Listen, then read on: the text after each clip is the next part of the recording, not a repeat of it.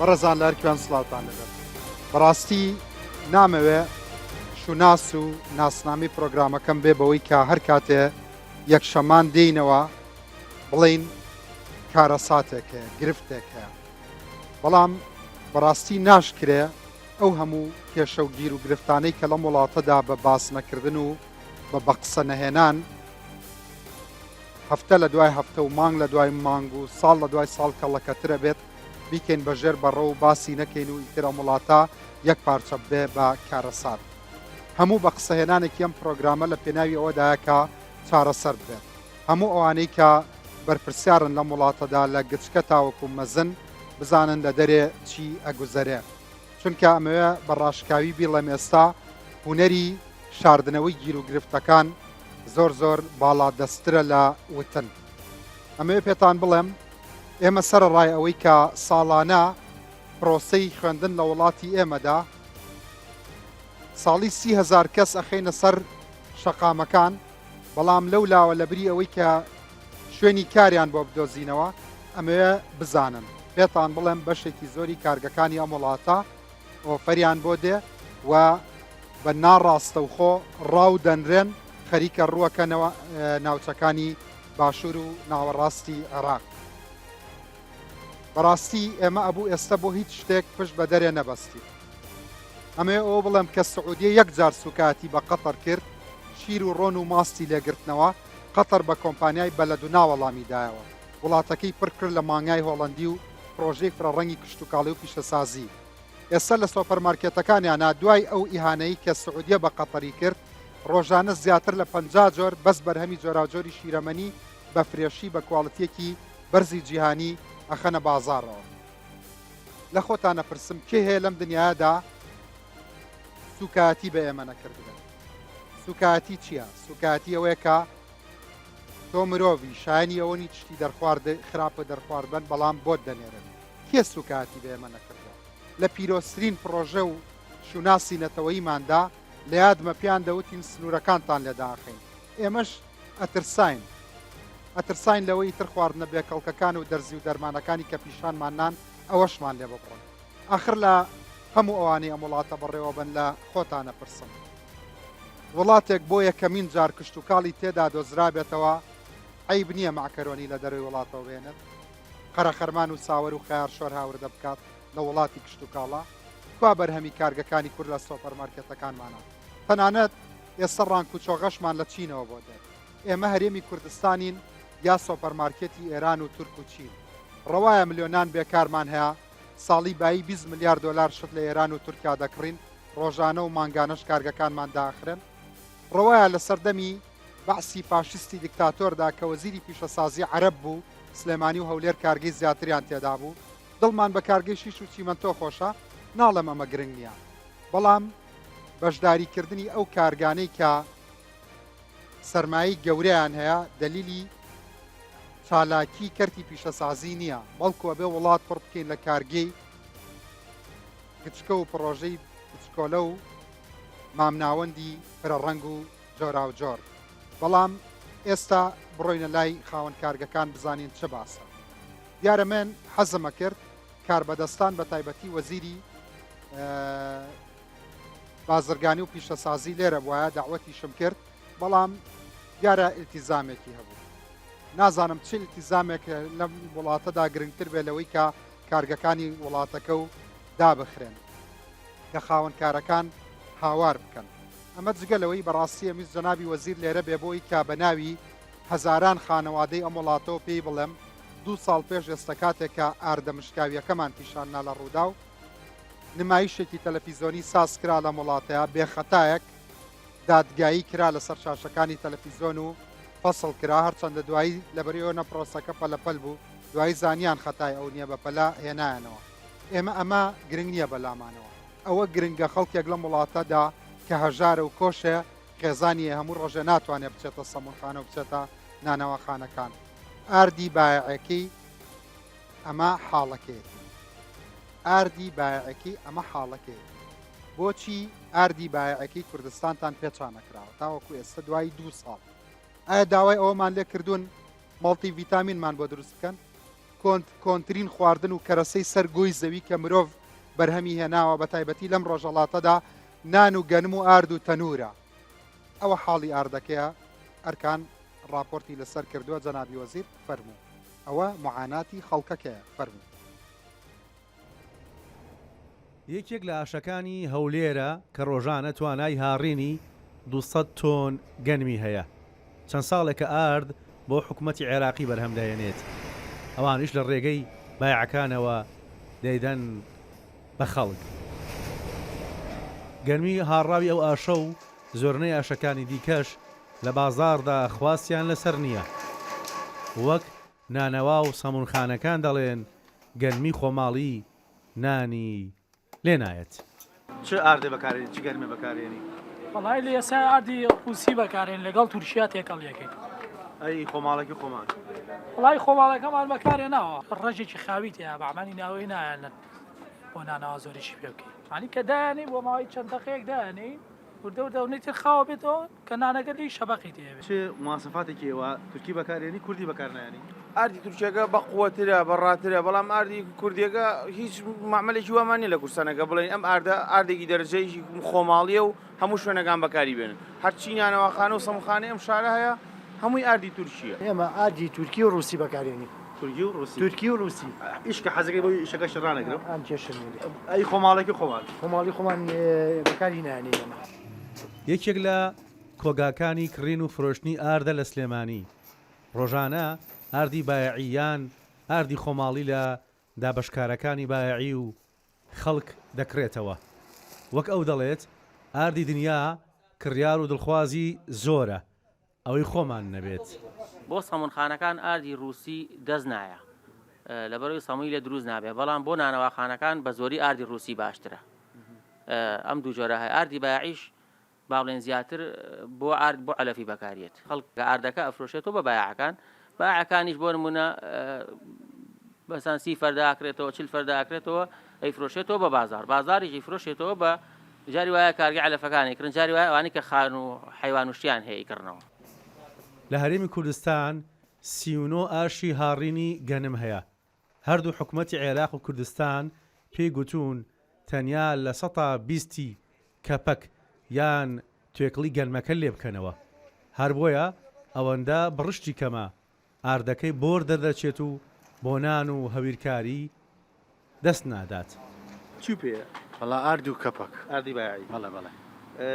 بۆ چی بەکارێنی؟ وەڵای بۆ ماڵاتە بەکەڵک نان نایە لێرەوە جا بۆ ماڵاتمە. ئاردی خۆماڵی نەک تەنیا بۆ نان بەڵکو بۆ کولیچە و چۆرەکیش نابێت. ئەمە ژنان تاقییان کردووەتەوە. 3 کیلۆم لە بایعەکە وەرگر فرسێکی نەیە ناڕشتم. ڕشتە؟ ئەرە وەڵڵا نەبوو. بۆ؟ بە پێز نییە. بە پێز نییە؟ نانە. ئەی ئاردی چییە کڕی؟ وەڵا ئاردی چیە کڕم هەر ئەم سفرە کڕمێکم بە ناساجی وە کولێرە و بە سەمون لە ماڵەوە. ئاها ئەی ئەو بایعەکە چی لێەکەی؟ بایعەکە یەکسەر هەرەیەوە بایعەکە خۆی پارەکەی وەرە. حکوومەتی عێراق ئەو ئاردەی ساڵی ڕابردوو لە ڕێگەی بایعەکانەوە بە خەڵکی داوە تەنیا بەشی 5 مانگ بووە. لە ساڵی 2023 داین و ڕوون نییە ئەم ساڵیش خەڵک چەند جار ئارد وەردەگرێت. مۆزوعەکە کارگە نییە ئاشەکان نییە مۆزوعەکە گەنمە گەنم ئەگە کوالەتی باشبی ئارد کوالەتی جوان دەبی لەبەرەوەی ئەمە خەڵکە چی دیکەش حەزی لێیە لە ئاردی سپیە گەنمەکە گەر باشبی دەرەزەیەک بی نائیمەبی ئاردی نانی جوانی لێ دەکرێت بەس ئەگە گەنمەکە خراپبی سەیاربی دەرەزە سێبی ئەوە زەحمەتە ئاردی لێ دەربچی. لە هەرێمی کوردستان دوو ئاشی دیکەی کەرتی تایبەت هەن بەڵام بەرهەمی ئەوان زۆرینەی پشت بە گەرمی هاوردەکرا و دەبەستێت. وەزارەتی کشتتوکاڵی هەرێمی کوردستان لە سلێمانی پارچەیەک زەوی بە گەرمی ڕووسی داچاندووە. نیازیان وایە بەرهەم و بڕشتی ئەو گەنمە بۆ یەکەم جار لێرە تاقی بکەنەوە. لە هەرێمی کوردستان ساڵانە جوتیاران نیوە زیاتریان زەویەکانیان بە گەنم و جۆداچێنن. ڕەنگە بەشێکی پەیوەندی بەوە هەبێکە ئەم جۆرە لە بەرهەم لە ڕۆژی کێڵان تا ڕۆژی دەڕاستە سەرێشەی کەم بێت. بەڵام سەرێشە گەورەکە لەوەدایە کە ساڵێک ئەم گەنمە پارە ناکات ساڵێکیش وەرناگیرێت یان سنووکی سەڵە و وشکە ساڵی لە ناوێ بات. لەولا شەوە کاتێک کە گەنمەکە ئەکرێ بە ئارد وەکو بینیتان بەشێک لە خەڵ ئەیدەن بە ئاژەڵ و زۆر بەکەمی بەکارهێنرێت. ئەرکان عەلی ڕووداو سلێمانی. ئەوە وەکو راپۆرتێک سەربارمان کرد دوو دانە ساڵە دوو دانە ساڵی چی لەوەتەی هەیەوە خەڵک هاوارەکات خەڵک گوناحی چییە ئەخر لەکوێی دنیا هەیە گەنمێک وەربگریت و پێزی ئەوەی نەبێ بیکەی بەنان بچی بیفرۆشیتەوە هەر نەچی وەری بگریت بیرە بە ئاژەڵ لە 1970 خەڵک ئەگەر ناچێ وەری بگرێت لەبەر ئەوەیە وەزارەتی بەڕێز 2 ساڵ پێش ئێستا بەڵێنتاندا بۆ خەڵکی چاپ بکەن ئایا ئەوەندە شتێکی زەحمەتە؟ ئەگەر وەڵامتان هەیە بۆ خەڵک بۆ هەموو میوانێ ئەم سەرمێزە کراوەیە ئەوە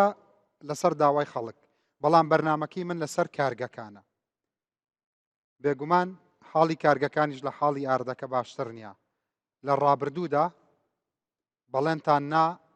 بە کێشە و گیر و گرفتەکانیان نابچنەوە بەڵام ئێستا ناخیان پڕە لە هاوار با سەیری ئەرشیفی ڕابردوو بکەین خاوەن کارگەکان چیان وتووە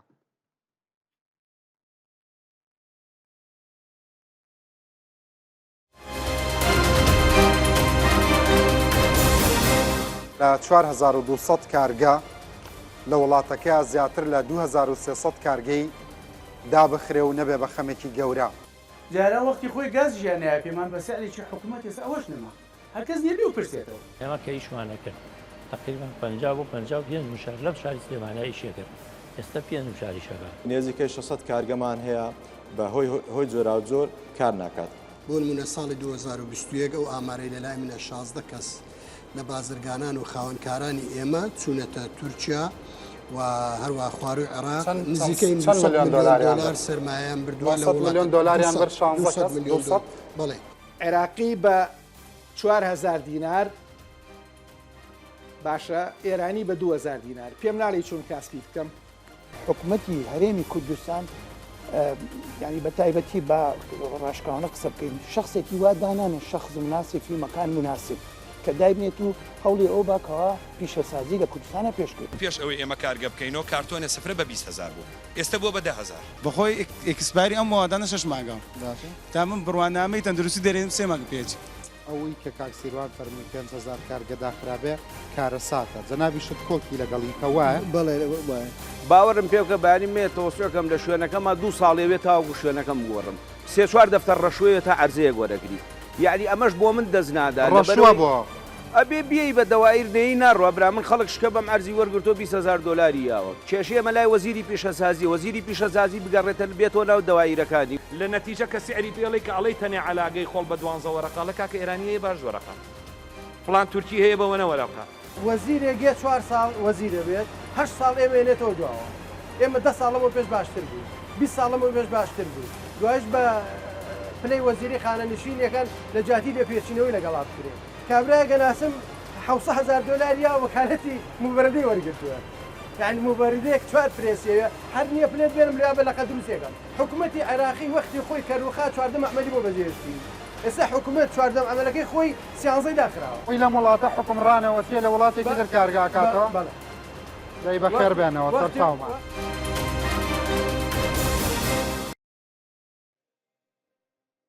بەڵە بەرزان جارێکی تر سلااوان لەبێ مامەسا بە خێراتی سەرچاوەکانم تاوان من ئەم بەرنمەیە دوای ئەوەی کە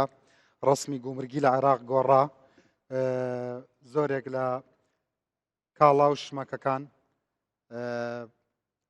خەیاڵی گومرگەکەی زیادی کردووە حکوومەتی عێراقی و وەزارەتی دارایی ئەڵێ بۆ بژانەوەی بەرهەمی ناوخۆیە ئەمەوێت لەسەر ئەمە کۆمنتمان هەبێ بەڕاستی لە عێراق بەحساب بەرهەمی ناوخۆی ئەبوژێتەوە هەڵبەتە حەزەکەم کۆمنتی ئێوەش ببیستم ئایا بە تەنیا ئەم ڕسمی گومرگیە بای ئەوەیە کە زۆرێک لە خاوەن کارگەکانی ئێمەی تروەکۆی کە هەنگیان لە دارا دۆزی بێتەوە سەرمایەکان ئەنێرنە دەرێ بیستومە کە ئێستا هەرچەندە باسی ملیارە کرێ بەڵام من ناوێرم بڵێم ملیار بەڵام 100 ملیۆن دلاری کورد خەریکا چێتە جنوب و وەسەد بۆ دروستکردنی کارگە ئەمە وایە مامەسارە وایە وایە بەڵە قوربان وایە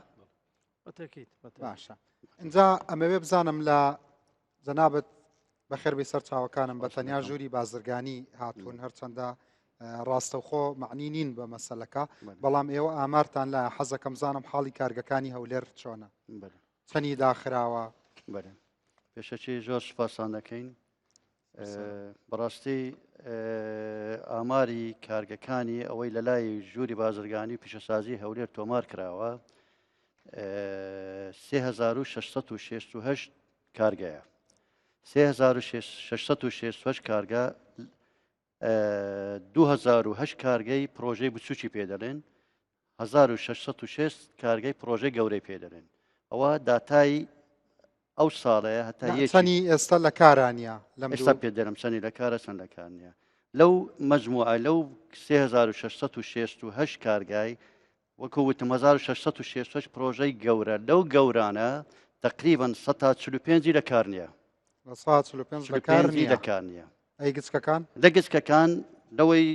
کەمترە چونکە بچووکەکان ئەو نەوە مەشاکل و مەشاکلان زۆرە ئەوانیش بەڵام ئەو نەوە مەشاکلیان نییە کە کارگە گەورەکان هەیتیان وەکو هەموو خۆمان دەیزانین چۆنە لە 2008 عەدەد پرۆژەی بچووک تقریبا 350 کارگە ئەوانە داخراون بێئیشن باشە لە 145 کارگە مەزنەکانی هەولێرە کە داخراوە پێدوانیە ئەمە بوژانەوەیکی گەورە بوو بۆ هەولێرە گەریشیان کردا کرێکارێکی زۆر ینی گەنجێکی زۆر لەگەڵ نیشتیمانی خۆی ئاشتە بۆ وەنیە ئەوە گەورەترین کێشەیە کاک ڕەنجیان بەڕاستی ئەو عەدەدە کە من ئێستا دەڵێم 145 بەڵام ئەگەر بێت و ئەو وەزە بەونەوە ئەی بڕوە ساڵێکی تر هێشتا زیاتر باشە ئێستا ژووری بازرگانیش گۆڕاوە مەسەلەن ستافی تازە و مامۆستا مەلامەجیت هیچ پلانێکتان نییە کە ڕۆڵێکتان هەبێ دەورێکی خێر بگێڕن سەردانی مەیدانی بکەن لە معانات و حاڵەکانیان بپرسنەوە ئەمە بەڕاستی پێش ئەو وەزعش ئەمە هەموو وەختێک هەر دەورمان هەبووە لە مۆزوعی کێشەکانی کارگەکان و پیشەسازیەکان بەڵام بەڕاستی پێت بڵێم ئەوەی ئەمەی کردومانە زۆریشمان کردووە بە چەندەها ئەمە ژووری بازرگانی حەزەکەمەوە بزانانی کاگرنجان ئیشی ژووری بازرگانی چییە کەم و کورتی لە پیشەسازەکان وەردەگرین ئێمە دەیکەینە بە نووسین لە بۆ بابلەن جیهاتی معنی عینی وەخت حەلەکەشان لۆ دەکەن میسالەن بە قسەتان دەکەن قسەمان ناکەن بەقسەتان ئەوە مشکلەکەمانەوە حاڵی سلێمانی چۆن حاڵی سلێمانی لەو ئەرشیفەیە زۆر دڵە پڕ بوو هەروای یا ئێستا ئارامتری وەکو ناوەکە ئێستا خراپترین بۆ نمونە نمونەیەکی حی بۆی کە وازەح بێلاتان 2 ساڵ لەمە پێش کارگەیەکماندانە بۆ تێکردنی شەکری بچووک بۆ ئوتێلەکان وەختی خۆی لە تورکیایان هێنا هەستان ئیشمان کرد لەو بوارەیە 2 ساڵ بەردەوام ئیشمان کرد لەم مانگی پێشووە وەجبەیەک لەو وەرەقە هاتبوو بۆ لە مەرزی باشماغەوە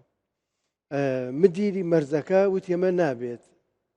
ئێوتمان خۆمە بە قاچاق نەمانێناوە لە ناو هێناومانە گومرجی بکەین چەند وەختە بە گومرگ هێناومانە وتی نەخێر هەر مدیرێکیت پێش مدیری پێشووتر چی کردووە ئەم پێچەوانەکەیەکە هیترەقی نیە بەسەر یاسایی یاسایی نییە یعنی پلانێکی استراتیژی دوورەخەیان لە وڵاتان نییە نەخێر وتی ئەی سووتێنم موادەکەی هەموو سووتان ئێمەش هیچ قسەمان نەکرد هاتینەوە کرێکارەکانم نردەوە ماڵەوە مەشینەکانم پێچایەوە نردم بۆ بەغا دوور لە دەستی لە دەسەڵاتی کوردی ئەبێ کە پتەیە کارگەدا بنەی دوورە لە دەسەڵاتی کوردی ئیشک خۆ بکەی ئێستا لەوێ بەردەوامە و ئیشەکەمانە ڕاو ئەیبی نییە پلانیش هەیە هەموو کارگەکانی ترش هەموو بنێرمەوێ 4 کەساکە کوسێ کاربندم بەڕێ کرد وا بڕوا لەوانێ 6 کەسی تر بێ ئیش بکەین چونکە لە بە هەموو شێوەیەک فشار دەخەنە سەر من پێم سەیرە وەزارەتتان نییە وەزیری پیشەسازی یعنی ئێوە بۆ هەموو جارێ بۆ نمونە لە ئەعلام باسەکەن بۆ ناڕۆن لە وەزارەتی خۆتان باس هیچ بەدەست نییە وەزیری پیشەسازیش بەدەست نییە من ڕەنگە ئەمە تۆزە خۆش نەبێ ڕەنگە خۆی قوبوڵی نەکا تۆ چوویتە لای ئەم تەرحانەت کردووە چەند جار باسمان کردووە گەورەترین مشکلە وتمان بەڵێ نیشتان پێەیە بەڵێ وتمان مشکلەی کارەبامانەیە وتی بۆتان حەلەکەم کارەبا زیای کرد لە سەرمان هەموو کارگەکان هاوەریان لێ بەرز بۆتێن کاکە ئەبێت دایخین وتمان کاکە کارگەکان دایەخەن لەبەر کارەبا گرانی نابێ بۆ سعرە بێ جاریشکە بەرزیان کردو بۆی ئەوەی کە داش نەخراوە دایخە کارەبای باخیشان هەرزان کرد چەند کارگە لەوێ داخراوە وتیان زیاری مەیدانی بەڵێ ئێمە فۆرمێکمانەیە پڕیانێک پڕێکەکەینەوە بۆ هەموو کارگەکان سبەبی داخستنەکەی کێشەی نرخی کارەبایە نەبوونی پاڵپشتی داراییە ڕۆتینی دایرەکانە فشاری لیژنە تایبەتیەکانە بەم ئامارە ئێمە بۆمان دەرکەوتووە لە هەموو سەد معمەل وەرەگرین لە 140 لەسەر کێشەی کارەبا گرانی کارەبا دایخستووە کابرا 5 ملیۆن دیناری حساب کردو بیا بە کارەبا ئێستا بە 15 بە هۆکارەکانی تر چیان هۆکارەکانی تر هیچ دامێک هەیە هیچ شتێک نەخێ آخر بەس یەکێک نەزانێ من حەزەکەم بۆ نمونە هەرچی شار و وڵاتی دنیا هەیە پێشکەوە بەڵام بەڕاستی کاگارام ئێوەش ئاوا قساکەن ئەڵی بەغدا پاریسە هەمومان بەغامان بینیوە پاریس نییە ئەو فشاری لەسەر نییە ئەو فشاری لەسەر نییە ئێستا جەماعەتی خۆمان هەمووی لە غازی ئەنتاب دایناوە یەک دەنی کێشەی نییە و لە ڕێکلامیشی بۆ کە ئەڵێ ئەمە هی کارگەکەی خۆمانە لە غازی ئەنتاب ئەبێ دوور لە دەسەڵاتی کوردی بازاڕەکانی ئێمە کوردستان فرۆشراوە پارەی لەسەر وەرەگیرێ بەو شەرتەی پێ وەرگرتووە بەڵێ بەو شەرتێکی بەو معاملە وەرگرتووە کە نەیەڵن لە 150,000 دلار ئەگەر 9 ملیۆن دلاری لە باشە هیچ هەوڵێک خاوەن کارگەکانن مەسەڵەن تۆ کارگەیەکە داخستووە تۆ دوو داخستووە تۆ دوو داخستووە خۆ دوو داخستووە وەنیا هەمووی بەدایخە تۆ کارگەت نییە لە مەجالێکی ترا قساکەی لەسەر وەکالە ئەو شتانە یعنی بۆ نمونە ئێوە هیچ جیهەتێک نییە گوێتان لێ بگرێت لە وڵاتەدا یەک کە ساحبی قەرارە جۆمان لێ بگرێ مەسعود بارزانی ئەو جۆمان لێ بگرێت کێشەکانی بۆ باسەکەین ئەو حەلی نەکرد ئیتر بێت دەستی لێ بشۆی یا وڵاتەکە بەجێ بێڵی یا دانیشی لە ماڵەوە پسی حیمای پێ دوایە جەنابی کاک مەسرور بۆ نمونە ئەتوانێ بە زنجیرێک قەراری گرنگ و استراتیژی ئێوە ئاش بکاتەوە سەرمایە نەبەنە دەرەوەی ئەم وڵاتە بەڵێ کرێ چەند ئەوەندەی کە تۆ ئاگات لێ تەخمینەکرێ بە چەند پارێ وڵاتەکە هەر لەم ماوەیەدا ڕۆشتووە لەم چەند ساڵەدا ئەوەی کە لە چواردەوری گروپەکەی خۆمان کە بزانم 50 کەس بە سەرمایی باش چۆتە دەرەوە تقریبان هەرێکی 2 ملیۆن دلار کەمتر نییە 50 کەس ئەوەی کە عادەتی خەڵکی لای خۆشمان کە ئیشەکەن قسە ناکەن بەعزێکیان ئەلانیە ئەوەی بڵێ ئەوەی کە کردوێتی بریدە دەرەوە ئێستا سماری 100 ملیۆن دلار بەس لە بەس ئەوەی کە ئەوەی پسکۆلەکەی خۆتانە بڵێ ئەی تۆش خەڵک دەناسی وڵی جنابەت پێشەکی دەستی خۆش بێ بەس بەڕاستی ئینسان بێ ئەمەلە بێ لە هەندێک ڕۆوە بەڵام ئەو بێ ئەمەل بوونە نابێ وامان لێ بکات کەواز لە هەموو شتێک بێنین چونکە هەندێک کەسەیە دەستبەرداری ئاسمان و ئەرز و ژێر ئەرز و سەر ئەرزی ئەم وڵاتە بووە ئەمە گومانمان لەوە نییە دوو جەناب دەڵی بۆ وای لێ بەمەبەست وە ئەکرێت کە کارگە لە کوردستان ئیش نەکات چۆن ئەچی بۆ کارەبا ئەمە کارەبا وەکو باسی کرد ئەڵێ کارەبامان نییە کارەبات ئەداتێ بە قیمەتێک ئەداتێ ناتەبیعیە ئەچی بۆ زەوی نییە ئەچی بۆ منتیقەی سەناعی حەریقێکی تیان نیە خەستەخانەیەکی تیان نیە بنکەیەکی پۆلیسی تیان نیە لە هەمووی مەهزەلەتر ئەڵێ تۆ بێ لە سا 20 سەوزایی بکەی ئاوی خواردنەوەی تیان نیە ئاوی خواردنەوەی پێدا هیچ عاملێکی مساعد نییە بۆ ئەوەی کە تۆ کارگەت بێ جەنابەت فەرمووت ئەو بەغدا ئەو پاریسە نییە کاکە باش تەکە نەڕوا بۆ ئاراستەی ئەگەر کەسێک وەسفی بەغای کرد وەڵامە خائینە بە وڵاتە نانە عەفوم کە ئەگەر کەسێکیش وەسفی ئێمە هەمومان لە وڵاتێک یاژین پێوتری عێراق باشە بەڵام کۆمەڵێک حقایق هەیە نابێ خۆمانی لێجێل بکەین ئەویش بریتیە لەوەی کە عاملی مساعد بۆ دروستکردنی کارگە لە بەغدا زیاترە ئیتر ئەمە حقیقەتێکە دوو ئێمە دژی وڵاتی خۆمان نین وەڵی ئەمەی کە لێرا دانیشتوایە ئەوەی کە خاوەن کارگەیە من باسم لە خاوەن کارگەی حقیقیە باسم لە کەسێکی مزەیەف نییە 11,000 تەن شتی بۆ کراوە لە زمانی ئەعفای گومریکی و معمەلیشی نییە باز لەمە ناکەم باز لە کارگەی حقیقیەکەم وڵی کاکە ئەمان ئەم کەسەی کە لە کوردستانە ئێستا کارگەی هەیە ئەمە کەسێکی حقیقیە ئەمە وڵاتی خۆی خۆشەوێ ئەمە ئالیەتی شۆڕشکردن گۆڕاوە گەر سەردەمێ شۆڕش لە شاخ بوو بێ ئەمە شۆڕشەکە ئێمەیکەین بەڵام تۆڵی گوێ نەخێر جۆمان لێ ناگیرێ یەک کەسیش نییە جۆمان لێ بگرێ و بەڕاستی من خۆم ئێوە جاری وایە لە تەلەڤیزیۆن کە هیچ قسە کاڵەم ئەمە نەبڕایەوە ئەچ بە شوێنان کاک ڕەنج پێمەڵێن و تۆ کابرای سفرەکەنی ئەمە چییە تۆ باسی سفری سەفەری بکەی باشە وڵاتێک تۆ ئێستا لە بیدایەتی بەرنامەکە باسی ئەوەت کرد تو ئەبوایە ئەمە پێویستمان بە هیچ نەبوایە وڵاتێ تا ئێستا پێویستی بە کلێنس و سفرەی سەفەری بە عیب نییە عیب نییە لە دەرەوە هاوردەیکە باز لە معکەرۆنی خواردن تا حدێ لەوانە چ شتێکی تیا بەس وڵاتێک تا ئێستاکانێ سفری سەفەری لە دەرەوە هاوردەکە ڕۆژی 10,000 کارتۆن بێ بۆ عێراق ئێمە باسی چی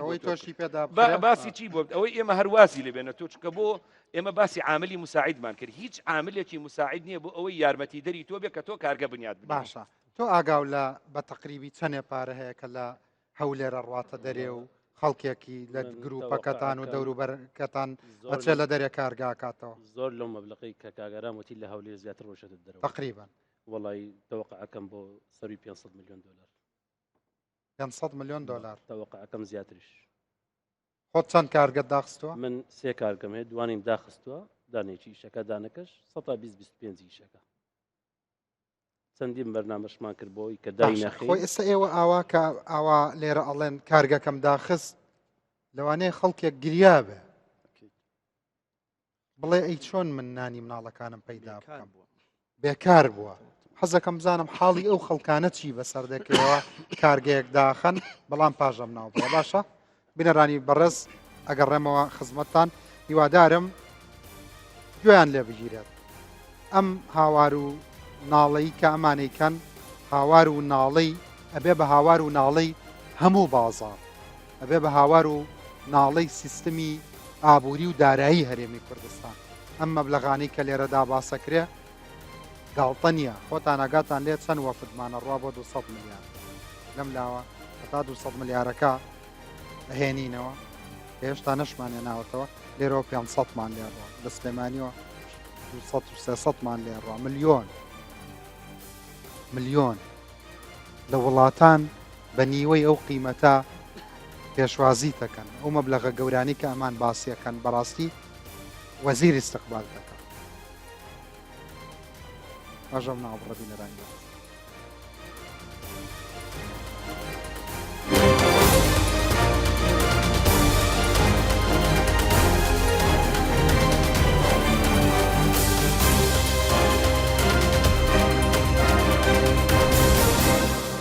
بەڕێزان بە دیسان لە راپۆرتێکی تریشە سەیری حاڵی کارگەکان بکەین هیوادارم گوێیان لێ بگیرێت فەراد دۆڵەمەری راپۆرتی پێفەرمە هیچ نەمابوو بازاڕی باش نەبوو شەریکە گوتی بڕۆنەوە چاوەڕێی وەڵام بکەن تا دەگەڕینەوە محەممەد 3 ساڵە زانکۆی تەواو کردووە نزیکەی ساڵێک سەرقاڵی گەڕان بووە تاوەکو توانیوێتی لە یەکێک لە کارگەکان کار بکات بەڵام ئێستا 2 مانگە محەممەد و 100 کارمەندی دیکە بۆی کەمی فرۆشی کارگەکە لە کار دوورخراونەتەوە ئێستا نێردراینێتەوە ماڵەوە وەزعی ناخۆشە چاوەڕێی وەڵامەکەینە تا ئیشەکە باشە بێت و دەست بە ئیشکەینەوە بۆ بیر بۆ تەمڕۆن ماڵە فرۆشتنیان نەما بازاڕیان باش نەبوو وتیان بڕۆنەوە چاوەڕێکن چەندین شوێن کەش سیڤیم بۆیان نردووە وەڵامیان نییە ینی دەرێن چاوەڕێی وەڵام کە چاوەڕێشەکە یعنی نەبە بەڵێ نەبە نەخێر جوابت ناداتەوە یەکێک لە کارگە داخراوەکانی هەولێرە ساڵانێک بەرهەمەکەی بازاڕەکانی هەرێمی کوردستان و عێراقی تەنی بوو بەڵام زیاتر لە ساڵێکە بەهۆی نەبوونی پاڵپشتی حکوومەت ئامێرەکانی لە کارکردن وەستاون خاوەنەکەی دەڵێت زیاتر لە ملیۆنێک دۆلار زیانی داخستنەکەی بووە هۆکاری داخستنەکەشی پاڵپشتی نەکردنی حکوومەتە بەداخەوە لەوانەیە ئەو کارگەیە کە بەڕێوە دەچێن زۆری شتەکان لەسەر حیسابی خۆمان بەڕێوەمان بردووە وەکو کارەبایە ڕۆتنیاتە بازە شتێکی بازە و دەرامەت توشتوانەیە زیاتر ئەو شتانە ڕێگر بووە کەوا نەتوانین ئیش بە کارەکەمان بکەین بەرەو پێچوونی کارەکانیشمان دەبایە بەرەو پێش بچین ئێسم بەرەو دواوە هاتوونێتەوە بەهۆی ئەوەی کەوا هیچ پاڵپشتێکی دارایی نەبوو لەلایەن حکوومەتەوە ژووری بازرگانی بە هەماهەنگی لەگەڵ وەزارەتی بازرگانی حکوومەتی هەرێمی کوردستان ڕووپێویەکیان بۆ کاری کارگەکان کردووە بە پێی ڕووپێویەکە دەرکەوتووە لە کۆی 7235 کارگا 3961 کارگا داخراون 3274 کارگەش بەردەوامن لە کارکردن نزیکەی 155 کارگەکانی هەرێمی کوردستان یان کار ناکەن یان داخراون یان لە کار کەوتووە ئەوە جێنی گەرانیە و ئێستاکەش لە دوای ئەو ئامارەی کە ژووری بازرگانی و وەزارەتی بازرگانی ئامادەی کرد جێنی گەرانیە کە کێشەی دیکەش هاتۆتە سەر کێشەکان ئەوش ئەوەیە خاوەن کارگەکانی هەرێمی کوردستان ڕوو لە ناوەڕاست و خواروی عێراق بکەن بۆ پێکە لە ماوەی 2 ساڵی ڕابردوو بڕیاری ئەنجومەنی وەزیرانی عێراق دراکە دەعمی سناعی بە پێدانی قەرز و بە کۆمەڵێک ئاسانکاری یەک لە ئاسانکاریانی کە کرایە بابەتی کارەبایە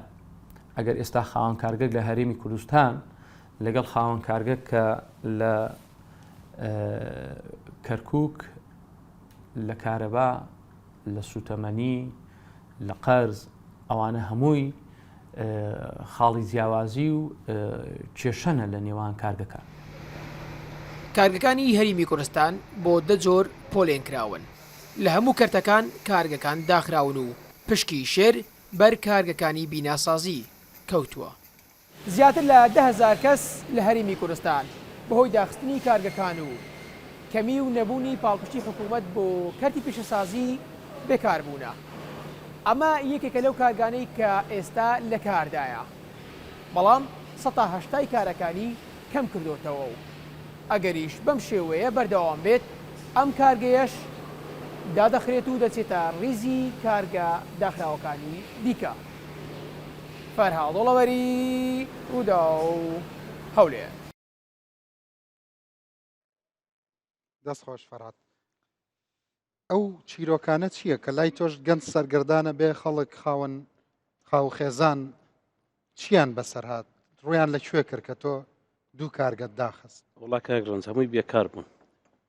هەمووی بێکار بوونە دەیان کریەکارمان بێکار بوو و ڕۆژ بە ڕۆژی دایانەنیشین کە کار کۆمەڵی کێشە هەیە کۆمەڵی ئەسباب هەیە وا کە کارکانمان بەردەوام نەبێ. باشە تۆ جارێک کاتی بۆ بەرنمەیەکی من بیرم دێ زۆر گەشتبین بووی ئەتوت فراوانی ئەەکەم وا ئەەکەم وا ئەەکەم بەرهەم ئەنێرمە دەرێ ئێستا هاتووی پێمەڵی دام خست. ئەرەوە هیچ کێشەکانمان ڕۆژ بە ڕۆژ زیاد دەکات لە باتی کێشەکانمان کەم بێتەوە زیاد دەکاتن هەر بەرنامەیەکی ئێمە کردومانە هیچ کەسێک سەردانی مەیدانیەکە بۆ لاتان ورد کەوەری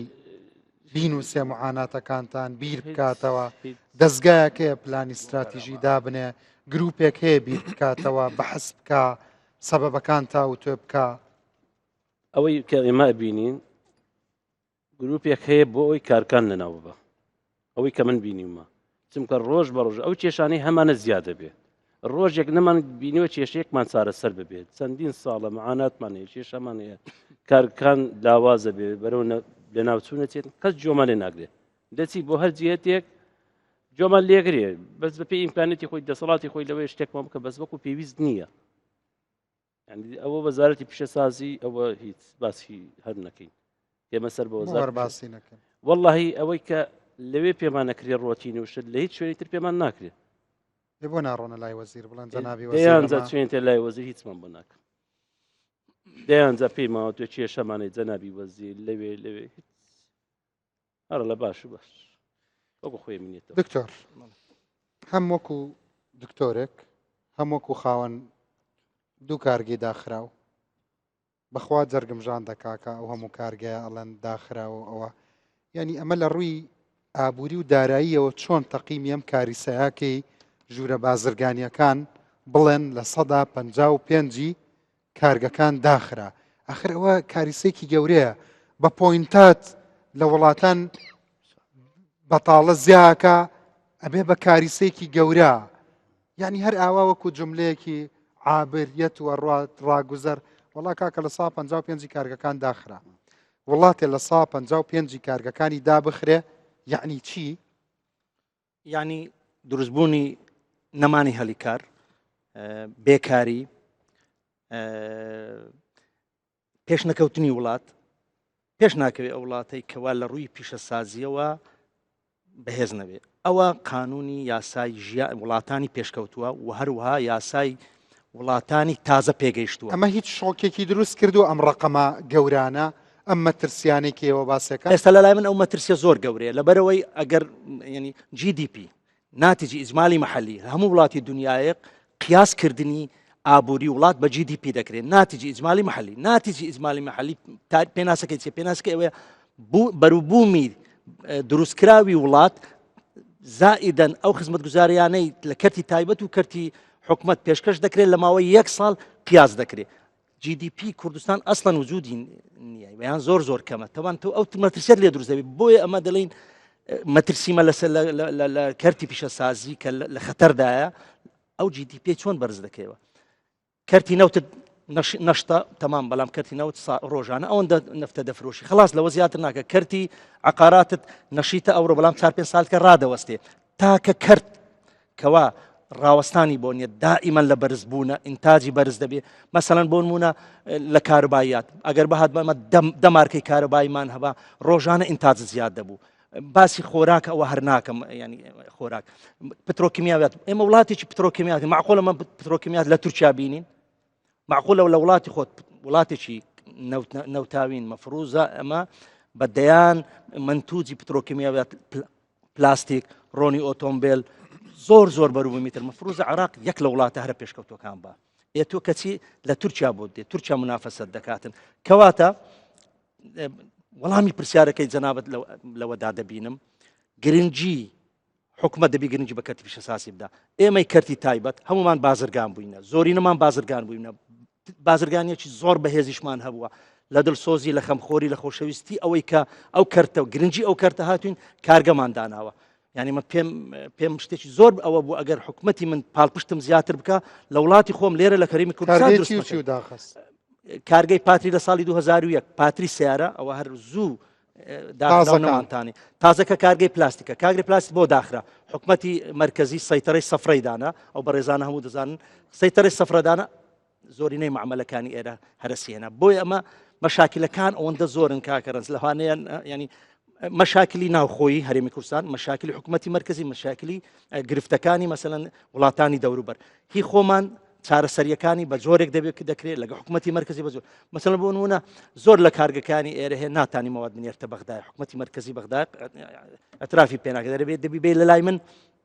تەسجیلکەی دەچیتە لای ئەو تەسجیلەکە دەبی لێرە ئەلغا بکرێتەوە یعنی پرۆسەکە سەری هەستەکەی لەگەڵەوەی ڕاستە ئێمە کەم و کورتیمانەیە بەڵام پیلانێکیش لە ئارایە نییە بۆ تێکدانی ئەو گەشەکردە ڕێژەیەی کە ڕۆژگارێ لە هەرێمی کوردستان خەریک و سەر پێکەوت بۆ ئەو بابەتە کاکە ڕەنج ینی ناوەڕێکی و دەرەچی هەیە هەموو ینی ئاستەنجی ناوەخۆیی لەگە دەرجی ئەتو دەرەچەکە واز لێبینە تۆ ئەگەر دەرەچەکەت پێ دوژمن بێت دوژمن حەقیت هەموو شتێک بکا بەرامبەر وایە بەڵام تۆ واز لەو بێنێت تۆ وەرە خۆت چاپ بکە ئەمە باسی ناوخۆی هەرێمی کوردستان بکەین کەرتی پیشەسازی تاکە کەرتێکی زۆر بەهێزە کە حکومەتی هەرێم دەبی ڕوئیایەکی فراوانی هەبێ بۆی ئەو کەرتە زۆر بەهێز بکە بۆی وڵات بەرەو پێش ببە ناتیجی ئیزمالی مەحەلی زیاد بکە دەخلی فەرد زیاد بکە هەلی کار بدۆزێتەوە لەوە هەموو گرنگتر لە کەرتی پیشەسازی تۆ لەگە تەکنۆلۆژیای نوێ دەڕۆی ئەمە عمل پلاستیکم داناوە ئەو ساڵ مەسەلەن مەچینەیەکم کڕیوە ساڵشتر مەچینێکی نوێ هاتو دەرەوە دوای دەبێ بچم هەنچەکەی خۆم بنێرمە دەرەوە داخلی دەورات بکرێت لە مؤتەمەراتی دووەلی لە معارزی دووەلی نەکرد لە وڵاتانی دەوروبەر بۆ ئەڵمانیا بۆ ئەوروپا یاسای پاراستنی بەرهەمەکەی تۆ بەرکار بزەبت زانکۆیەکانی خۆمان تەفعیل بکەین کەوادرمان بۆ دروستکە کەوادر لەو زانکۆیانە دروست دەکرێن کەوادری مەسەلەن ئینتاج فرۆشتن بەڕێوەبردننی کۆگا بەڕێکردن ئەوە هەمووی فڕەسی ئیش دروست دەکاتن ینی بۆیە کەرتی پیشەسازی جۆل و کوچاڵاکێشی زۆر دەکەم من هیوادارم لە ڕێی بەرنامجەکەی جەنابتەوە بەرنامەکەی جەنابتەوە پێشکەوتنی کەرتی پیشەسازی ئەو گرفتانە ئێمە هەمانە بە چەند شتێک وەکو ڕوئیاکیان وەکو پلانێکی بەسیت مەسەلەن من بۆ بەڕێستان باسکەم و لەو بەو دەرفەتێکە جەنابەت بێمە داوە ئەبێ پلانی پێشکەوتنی کەرتی پیشەسازی لە لای سەرۆش حکوومەتەوە بێ سەرۆش حکوومەت بەخۆی ئشرافی ئەو پلانە بکە ڕوئیای بۆ دابنرێ لە ڕێی وەزارەتی پلاندانان پاش ڕوئیەدانان ئامانجەکان دابنرێ ئەنجا پلانەکە وازح بکرێت بۆ نمونە ئەمە ئەوڕۆ لە کوێن لە کەرتی تایبەت لە کەرتی پیشەسازی لە کوێن ئەوەندە معاملەمان هەیە لەوڕۆ بۆ 5 ساڵ کە دەبی چمان لێ بێت مەسەلەن ئەو ئەرقامانە کە مەسەلەن کۆ دەکرێتەوە ئەوەندە داخراوە ئەوەندە نیمانە ئەوەندە هەمانە کارگەمان هەیە ئیش دەکا بەڵام زۆر کەمە کارگە بەڵام هەمووی لە مەترسی ئەم ڕقەمانەی کە ئێوەی ئەڵێن ئەفم بکەن ئەرێ براینە ئەچنە سۆپەرمارکێتێ چەند شتی کوردیە بینی لەوێ کاکە ئارام لە سا 95 کاڵای ئەجنەبیە لە سا ئەو هەموو هەلیکارەی ئەو هەموو بێکارەمان هەیە زۆر ڕاست لە سانەوە 5 کاڵایش نەبیە لە سا 5 کاڵای ناوخۆیە نانی تیری و ماستە ئەویش شیرەکەی هۆڵندیە ئەویش ئاردەکەی تورکیە باش من سەیرم لێ وەزیری پیشەسازی کە بە 8 لان کرۆزەرە چێ بۆ داوامەکەی دوای قاوە خواردنەوەکەی باسی چیەکەن ئێخۆ کارگەکان ساڵ بە ساڵ من 30 ساڵە ساڵ بە ساڵ گەڕینەوە دو هێشتا ئێستۆپمان نەکردو لە شوێنی خۆمانە بۆستین ئێستا من تەمەناکەم بەس ئیستۆپ بکەین لە شوێنی خۆمانە محافظەی شەکەی خۆمان بکەین ناتوانین یعنی ئەمە پیلانە پلان نییە ئێمە پیلانەیە دژی ئێمە یعنی ساڵ بە ساڵ گەڕاوینەوە دو لایەوە هەر وەڵام نامەوە لە ساڵ چەندی داخراوە بە 12 هەتەوە لە سا 75 داخراوە آخر ئەمە ڕقە هەستاوەڵی نەخێر ئەمە بەواقع هیچ داتایەکی مەزبوط نییە بەس داداکە ئێمە نەبێ ئەوەی ئێوە مەزبوطترە لەوەی ژووری بازرگانی 4 ساڵ لەمەوە پێشە ئەمە ئێمە هەموو کارگەیەک ڕقەمی تەلەفۆنەکەی ناوی کابرا ڕقەمی جازەکەی هەموو معلوماتەکانی لێوەرگنی ئیشەکە ئیش ناکە بۆچی ئیش ناکە سبەبەکەی لە سا 75 داخراوە 5 کارەکان داخراوە بەزەمە دەتانین بڵێن کاکەڕەنج خەتەر لەسەر ئەوانی تریش هەیە نسبەکەت دەبێ بزانیتەوە بەڵام خەتەر لەسەر هەمووی هەیە بەڕێزم بۆیە من باسی پرۆسەی بۆ نمونە خەتەر لەسەر هەموو باش ئەی لە سا 25ەکەی بەرهەمەکانی ترچیە آخر بەرهەمەکانی یعنی وڵاتی بەس بەوەی کە کۆمەڵە کارگەی شیش و چیمەنتۆ تەوان ڕێزم هەیە بۆیان یعنی ناڵم شیش و چیمەنتۆ مهم نییە بەڵام ئەمە بەسە بۆ وڵاتە ئەسەن وڵات هەیە خۆی کارگەی چیمەنتۆکانی لە خۆی بەردی لە ئێمە باشتری هەیە خۆی لە وڵاتی خۆی دەستی ناکەێنەر یەک نمونەی بەسیتە بەمێ کوێت وڵاتی کوێت نە ئاوی شیرینی هەیە نەمیوەی هەیە هەموو بازارەکانی ئێمە فرە لە شەربەتی کوێتی والله هەنگوینی کوێتیشمانەیە بەڵێ خەڵکی خۆشمان تەبان بەرهەمی ناوخۆی ناکرێ کاکەڕێت ئێستا لە تورکیا لە وڵاتیش ئەوروپی کە دەستە سوپەرمارکێت موادی خۆی دەکڕێ بەڵام ئەوە لە مەسئولیەتی هاوڵاتی فێر نەکرا ئەوش دەبێت حکومەت فێر ڕێوشوێنەکان ئەوە ئیشی وەزارەت خۆشیانە بێ بە ڕێکوپێکی براکەم زاران ماستە لە لادێەوە هات چەند جوان بەشیشی دەکوش بەشیە کرد سەری گیرا بوو پەڕۆیەکی سپی پاکی خام وەنا ئێستا لە ناو سەتڵێکی بۆرە یا ڕەبی دەستی خەڵک خۆش بێ بینەرانی بەڕێز قەت سەتڵی ناو ماستی ناو سەتڵ نەخۆن خۆ بینیتان دکتۆرەکانوتیان هی بۆ ئەوەی کە ڕیسایکلینە کە ئەچێ نانە عفوم کە کاکە هەمومانە بێ ئەمە بزانین کاکە وەکو کاگاران فەرمووی پلانەکە وازەحە با ئێمە کاتی دکتۆر نەخۆین پلانەکە زۆر وازەحە جەنابەت بە پرسیارێک لە کاک نەوشیروان کرد زۆر بە دقیقی وردە ئامانجان ئەوەیە کە مەعمەلەکان لە ناوبن چونکە بۆ لیژنەکان ئەوەندە بە وردی ئەگەڕێ بۆ تۆ وەکو سوی تعامل لەگەڵ تۆکە بەڵام کێتە سەر ماف وەکو سۆماڵیش ئامادە نیە مافو باتێ باشە ئەڕە وەڵی لیژنەکان زۆر بە وردی دەستیان خۆش بێ کە ئەڵێ بە پێی مواسەفاتی عێراقی ئەو نە بە عین و قافەکەی بەهین ئەڵێ لە دەرسی تەجویدی پێڵێ باشە بە پێی مواسەفاتی عێراقی زاهی ئەبێ ئەکتیڤی 22 بێ نەخێرە بێ هەش دەبێ کامل مواصفاتی عێراقی کە تەنێک سەلفۆنیک یا بە معمەلەکان بە $200 تۆ چی داوە بە من چی داوە بە من کاکە ڕەنجیان هیچ شتێکیان نییە بیدەن بە ئێمە زەحمە نەبێ بۆ بەرپرسێکی حکومەت نەهاتوە بۆ ئێرە هەموو دقەیە ئێمە بین هیوادارم جەناب بە هەڵەت تێ نەگەی بەس کاتی بەرنامەکە و کاتەکەی ڕوودا و پڕکەین و بڕوە نە من نەزانم جەنابەت تا ئەندازەیەکی زۆر دڵسۆزی ئەدەوێت شتێ بنێ بەس بۆ باش ئێستا گریمان تۆ پێ دوای وەزیر سەیرێن بەرنامەکە نایەت جوابی پێ نییە جوابی پێ پێ دوای من داوەتم نەکرد بێ با تۆ جەنابەت داوەت باشە ئێستا لێرەوە ئەوەی کە ئەتەوێت پێی بڵێ کاکە جان من زۆر جار ئەوە یعنی زۆر جار کە نایەن دوای ئەوە ئەڵێن با ئێمە بین وەڵامینەوە مەسەلەن بۆ نمونە ئێستا بۆ نەهاتوون ئەوەی کە دڵنیا بە لەوەی ئێستا لە ماڵەوە جەنابی وەزیر دڵنیا بە لەوەی کە ئاوە بەدیار قسەکانتەوە باش مەسەلەن لێرە بۆیە چیتەوە قوربان خۆیمە داوای پینکۆدینەوەوی ناکەن برا قابل لە داوای پینکۆدینەوەی کەین و ڕێسی ئەمریکا بین بڵێن دەور و تەسلیمی پینکۆدەکەمان لەگەڵ بکەن قسەی ئێمە بەسیتە من خۆمە مەچەند جارە لە بەرچاوی بینەران منی جواب باتەوە کە پێشووتر جوابیان کاکە تەنها یە خاڵمانە هەر یە خاڵی بەسیت زەحمە نەبێ کارەبای باغ بەچەنێ و کارەبای معمەل بەچەنێ جوابم بەرە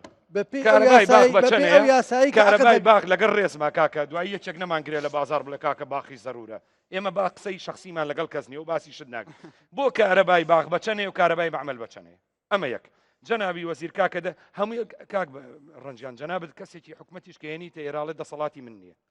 ئێکە دەسەڵاتت نییە بۆ هاتووی بۆ بەرپرسیارەتی وەرەگری ئەگەر ڕاستە تۆ دەسەڵاتت هەیە ئەگەر ڕاستە و دەسەڵاتت هەیە ئیعلانیکە ئەگەر دەسەڵاتیشی نییە ئیتر کاکە مەبەن ینی پرسیارێکەکەمان لێمەکە وەزیر کە پۆستەکەی وەرگرت چی پێشکەشی سەرۆکی حکومەت کردوتی من چیەکەم بۆم 5 ساڵە وتی هێنمە دواوە فعلە نەناوتە دیەوە ئەگەر وتێتی ئێ بەمە پێشەوە چی بردۆتە پێشەوە من ئەوەکەی خۆم تەواوکەم ئەمە بەڕاستی کابینەینەوە لە کابینەینەوە کە بەرنامەی کاری کابینەینەوەمان بیست و گوێمان لێ بوو دڵخۆش بووین ئێمەی خاوەن کارگەکان بەوە دڵخۆش بووینکەوە زۆشتی چاچی تێدا بوو وەکو نەزەریات وەکو ینی بەرنامەی کار ئەو کەم هەمە چشنەکردنی داهات تەوەجه لە بۆ بەهێزکردنی کەرتی کوشت و کاڵ و کەرتی پیشەسازی و کەرتی بابنێن سیاحی ئەمە کەرتی پیشەسازی دڵخۆش بووین بەوەی لێرەوە من لە ڕێی بەرنامەی جەنابتەوە تەمان بەو دڵسۆزیی جەنابەت سوپاس دەکەین بەڕاستی ئەو بۆ خەمخۆریەی کە دەیەکەی ڕۆژێک دێ ئەو مادیبوونی توش بەرهەمی دەبێت ئەو جوودەیە مەش بەرهەمی دەبێت وەڵام ئەمە دەمانەوێت سەرۆکی حکومەت لە ڕێی ئەو بەرنامەی جەنابتەوە گوێمان لێ بگرێت بەکوێی دنیا هەیە سەرۆکی حکوومەت چێتە ناو تەفاسیلی هەرچی وردەکاریەوە مثلەن بۆچی وەزیر هەیە بۆچی مدیر عام بۆچی ئەوە هەیە پێدوانیە هەر کەسێک ئێستا بەڕێوەبەری ڕووداو بۆ نمونە من بەرنامەی خۆم بە ڕێکوپێکی نەکەم کاریگەری لەسەر ڕووداو دەبێت مدیر عامێ بە ڕێکوپێکینەی کا کاریگەری دەبێت ئەو بە ڕێکوپێکینەی کا کاریگەری دەبێت و من قەناعەتی شموانیە لە هیچ کابینەیەکە بە درێژایی ئەزمموی حکوومەت یاریمی کوردستان وەزیر ئەوەندە بێ دەسەڵات بوو بێ ئەی کاکە وەزیر بۆ سزادان ناتوانێت بە سزایەک معاملەکە و دابخە ئەی بۆ ناتوانێت دروستی بکە لەبەرەوە هەر کەسەویشی خۆی بکاتوانێن با ئێمە ینی گرفتەکانمان دیار کرد با ڕێگە چارەسەرەکانش باسکەین بۆی بتوانین بەسەن ڕێگەیەک بدۆزینەوە حکوومەت بە ئەگەرنا مەسەن بە گلەیی نەبێ سەرۆکی حکوومەت دەبێت لەسەر لووتکەی ڕوئیای کەرتی پیشەسازی ئیعلامکە لەسەر لووتکەکە بێ مەسەن ئەگەر ئەو ئاگادە بێ ئەوە ئیشی وەزیر نییە بەتەنیا ناکرێت چونکە پرۆسی کەرتی پیشەسازی پێشکەوتنی کەرتی پیشەسازی هەمە چەشنەیە هەمە وەزارەتە بە یەک وەزارەت ناکرێت بۆ نمونەی بچکرد لەوە دێنمەوە مەسەن ئیمارات سووریا تورکیا ئێران ئەو چار وڵاتانە باسی ئەوروپات بۆ ناکەم چۆن ئەو کەرتی پیشەسازیان بەرەو پێشدا مدونی سناعیان یاسای مدونی سناعیان ئەلان کردو مدینەی سناعی شاری پیشەسازیان کرد شاری پیشەسازی یەک دیوارێک لێرەش خەڵکانە کەڵەن ئێمە ناوچەی پیشەسازیمان نیە ئەو ناوچێنە لە 2000 باسی مدونی شاری پیشەسازی شاری پیشەسازی دەرگایەکی دەچێ ژوورەوە لە دەرگایکی دەیە دەرەوە لە ناو ئەو شارش تاپۆی تێدایە بەلەدیەی تێدایە خستەخانەی تێدا هەموو شتێکی کارگەی تێدا زەویەکان دانراون بۆ فرۆشتن تاپۆی سناعی تەفعیل کراوە یعنی تۆ دەچی کارگە دادنیت تاپۆی سناعی دەکرێت تا ئێستا تاپۆی سناعی وجودی نییە من هیوادارم حکومەتی هەرێمی کوردستان جێ لەو قسانە ڕابگرێت ئەوانە کارکتەری سەرچینە بۆ چارەسەرکردنی کەرتی پیشەسازی و کارگەکان نەخێوانە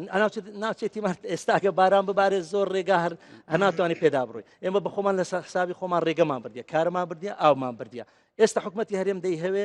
خزمەتگوزاریمان دەداتێ بە پارە ئێمە پێمان لەکوێی دنیاە هەیە خاوەن کارگە بەس زەویتان دایت ئێمە مەلاین دۆلارمان لەو کارگانەدا بێ پارەشمان لێوەرگری بەڵام ئەدی گوتیان چ بکرێن بەڵێ حەلیتر هەیە حەلیتر ئەوەیە فەرموو زەویەکەم بۆ تاپۆ بکە کە تاپۆت کرد ئەو کارگەی من دەبێتەوە ئەسیست دەبێتەوە مەوجودات لە بانک ئەڕۆن بەرەو عێراق لێوێ ئەمانەتان بۆکەن ئەو پرسیارە زۆر زۆر گرنگات دەمەوێت ینی بە ئینسافەوە ئێمە ئەوەن لە عێراقین پێکەوەی بەڵام هەرێمی کوردستان عێراق گەندەلی لەسەر ئاستی ئەفراد زۆر زۆرە بەڵام یاسایەکان لە یاسا زۆر بەقووەتە یاسادانان لەوێ زۆر زۆر بەقووەتە یاسایان هێمە لە یاسا زۆر زۆر بەهێزین پەرلەمانیان لە پەرلەمانۆشتی زۆر دێتە دەرەوە یەک دووەم یاسای پاڵپشتنی بەرهەمی ناوخۆ لەوێ زۆر زۆر بەقووەتە بانکی سناعی هەیە بانکەکان زۆر زۆر بەقووەتن قەرزی سناعی لەوێ هەیە لێرە هەر بانکی سناعی نییە قەرزی سناعی وجودی نییە ینی تۆ دەچێت بانکێک مەسەڵەن بانکێک تەسیلاتت دەداتێ بانکەکە دەرێکا کە تەسیلاتت دەدەمێ 9 ملیۆن دلار بەسەرچاو بەڵام قانونی من وایە 700,000 دلار دەمەوێ زەویەک دابێ دەڵێن باشە من بۆ معمەلیتم ینی معمەلەکە 2 ملیۆن دلاری لێدراوە معقولە تۆ معمەلەکە بە ئەسیست بە مەوجود حساب نەکە دەرێ نەخێر لە بەرەوەی تاپۆنیە باشە معقولە بچم زەویەک یان عاردێک یان خانوێک لە شوێنێک بینم بیدەمێ بە 700,000 دلار بۆی جێ ئەوە بگرێت ئەوانە ینی هۆکاری سەرەکی و پاشکەوتنی ئەو باش ئێوە قەت تۆ بەمەسئولی خاوەن کارگەکانی مەسەڵەن بۆ نمونە لە شێوەی کۆنگرێکە کۆنفرانسێکە ڕاستپاردەتان دەرکردووە بڵێ 2 ساڵ پێش ئێستا دیداری هەولێر بۆ گەشە پێدانی کەرتی پیشەسازی دامانە لەدان ئێمە نووسیمانەوە ینی گرفتەکانمان نووسی ڕێگە چارەسەر و ڕێگە ینی چارەسەرێنەوە ئێمە دامانە وەزیر دامانە مەسەلەن جیهاتەکانی تر بۆی بگەڕێەوە لەگەڵ جەنابی وەزیر کە دانیشن بۆ نمونە ئەم قساناکان بڵێ کاکە ڕەنجیان من دیسان دووبارە دەکەمەوە ئەو پرۆسەیە یعنی وەزیر بەتەنیا بۆی ناکرێ ئەگەر بشی مەسەرەن مدیر عامەکان و وەزیر بەتەنێ ئەو پرۆسەیە زۆر گەورەیە بەری کەم تەرخەمی لە وەزارەت هەیە کەم تەرخەمی لە وەزارەتەکانی براکەم خۆ ئێمە وەکو سەردەمی نظامی پێشوو وەزارەتی پلانی ئەم وڵاتە پلانی مرکزی دانانێ بۆ هەموو وڵاتەکە هەر وەزارەتە و پلانی تایبەتی خۆی نییە وەزارەتی پلاندانان پلان دادەنێ بۆ پێشراسی پلانی وەزارەتەکانی تر دەکا کامیانە کاک برانە ئێستاوە پلانی بکردی پیشە سادی ڕوئیەی ئێستا ڕوئیەی 2030 دادەنێ هەر وەزارەتزانم هەر وەزارەتە و پلانی خۆی هەیە وەزارەتی تەختیت تەواوە ڕاستەکەی هەر یەکە ئەو دەڵێ ڕوئیەی 23 ڕوئیەی 23 لە بۆ چیە لەلایەنی کەرتی پیشە سازیە دەڵێتن هەرێمی کوردستان بۆ 2030 دەمانەوێت بیگەینین بەو حالەتە ئەوەندە کارگەمان 2030 ئەگەر ئێمە ئاوا بڕین دەگەینە کوێ لە کارگەڕێەوەی دەگەینەوەی کە ئەو کارگانە هیچی نامینێ لە بەرەوەی بەغا بە قووەت دەبی بەغدا بە قووەت دەبی تۆ لاواز دەبی ئێستا بەغدا بەرنامە بەغدا هیچ التیزامێکی نییە بۆ ئەوەی کە بۆ نمونە دعمی کارگەکانی هەرێمی کوردستانیش بکە والله ئەمە زۆر لە هەوڵداین کە بەڕاستی مەسەلەن قەرزی سناعی لێرە بکاتەوە ئەو تەسیلاتانەی لەوێ بکاتێت ئێمە لە ینی لە هەوڵداین بەڕاستی چونکە تا کە چارەسەر ئەوەیە کە ئەو یارمەتی ئێمەدا نسبەکەی پارەکەی پارکی سەتایەک و ئەوەی دەدرێ بە معامل ئێستا تۆ معاملێک لە بەغدا دروستکەی چەند باقی مەرکەز ینی دقیق من ئەو معلوماتم نییە بەڵام پارێکی باش بە دینار کەمترین 1 ملیارە کەمترینە ڕاستەکە 1 ملیارە پارێکی باشە و نسبەکەشی زۆر کەمە زۆر لە سوودمەندی صاحب کارگەکان دەبێت چونکە کارگە بە بێ دعمی حکوومەت و پێش ناکەوی کەرتی تایبەت بە تەنیا ناتانی ئەو کارگانە باش ئەم ناوبڕامەوەیە ببورە مامەسارەجان پاژەم ناوبڕامەوە لە کاک هەڵات بپرسم کاک هەڵاتیش خاوەن کارگەر و بەڵام ئێستا خاوەنی چەند وەکالەتێکە و شتی دەرێ دێنێ بزانین چیرۆکی ئەم چیەوازی لە کارگەکەی هێناوڕی کردا هێنانی بەرهەمی دەرەوە زۆر کەسە بوو لە کوردستان خاوەنی کارگە بوون ئێستا هەندێکیان هەر ئیشەکەی جارانی خۆشیان ناکەن والله کارگە و کارکتەری وا مەشهور هەبووە لەو سلێمانیەکە بزنسی خانەوادە ئەوەی فامیلی بزنسیان هەبوو هەمویان پێ ناسران وانە ئێستا خەڵکی تریش مەریوانی کاشی کاگمەریوان وانە گۆرەوی خاولی سۆندە دایبی بەڵاگا چ شتێکە بوو لەو سلێمانیە نەماندە هەموو شتێکە بوو هەموو شتێکە بوو ئەکتیفای ذاتی هەبوو گۆرەوی هەموو شتێکە بوو بەڵام ئێستا بەشێکی زۆری ئەوانە لەبری ئەوەی کە بزنسەکان ئێستا بڕۆشتاتە دەرەوە و لانی کەم بۆ 40 میلیۆن سەر و 40 میلیۆنی عراقان هەناردە بکردا ئێستا ئیشی ترەکە باوەڕم پێ بکە خەڵکی زۆر مەشهورەیە کە لە بواری کاشتیا زۆر گەشەی کردبوو ئێستا خەریکی ڕێستۆران زانین کاک هەڵات چیرۆکەکەی چییە پاژەم ناوبڕە و هەروەها شیکاریان چییە بۆ ئەوەی کە ڕسمی تازەی گومرگی عراق بۆ ماوەیە کەڵاوسانی نرخ دروست دەکات ئەی لێکەوتەی پۆزەتیڤی چیە بێت ئەگەڕێمەوە پاژەم ناوبڕە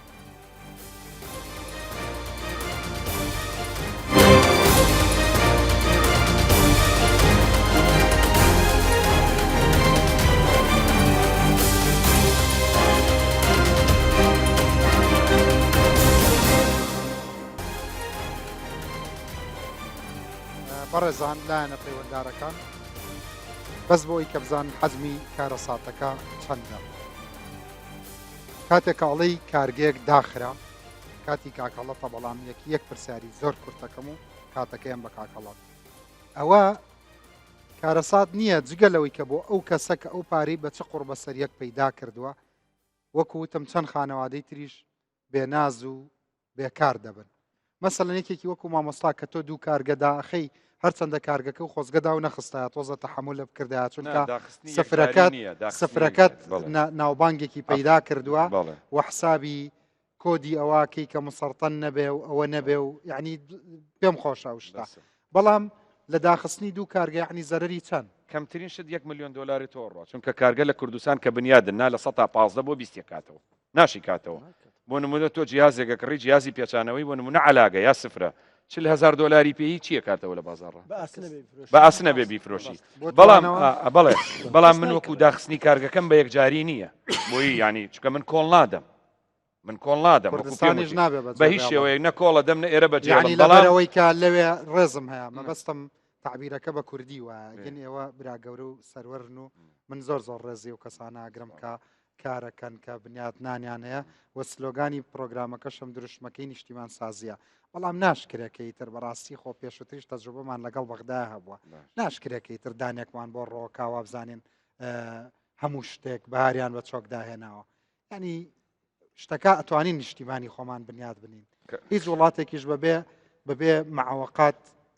گەشەی نەکردووە تۆ چەندێک زەرت کردووە لە داخستنی دووکارگا کاگڕ ئێمە زەرێکی زۆرمان کردووە تقریبا سەبەبەکانیش وڵا حساب ناکرێت مەبلەقی زۆرە بە نامەوێت لێری بەڵام بەس مەبلەقێکی زۆرمان زەر کرد سەبەبەکانیش خۆی سێ سەبەب هەیە ئێمە سەر سەبەب کاتی ئەوە بەڵام هەرەوە نەوتم وەڵای مەبلەقی زۆرمان زەر مەبلەقی زۆر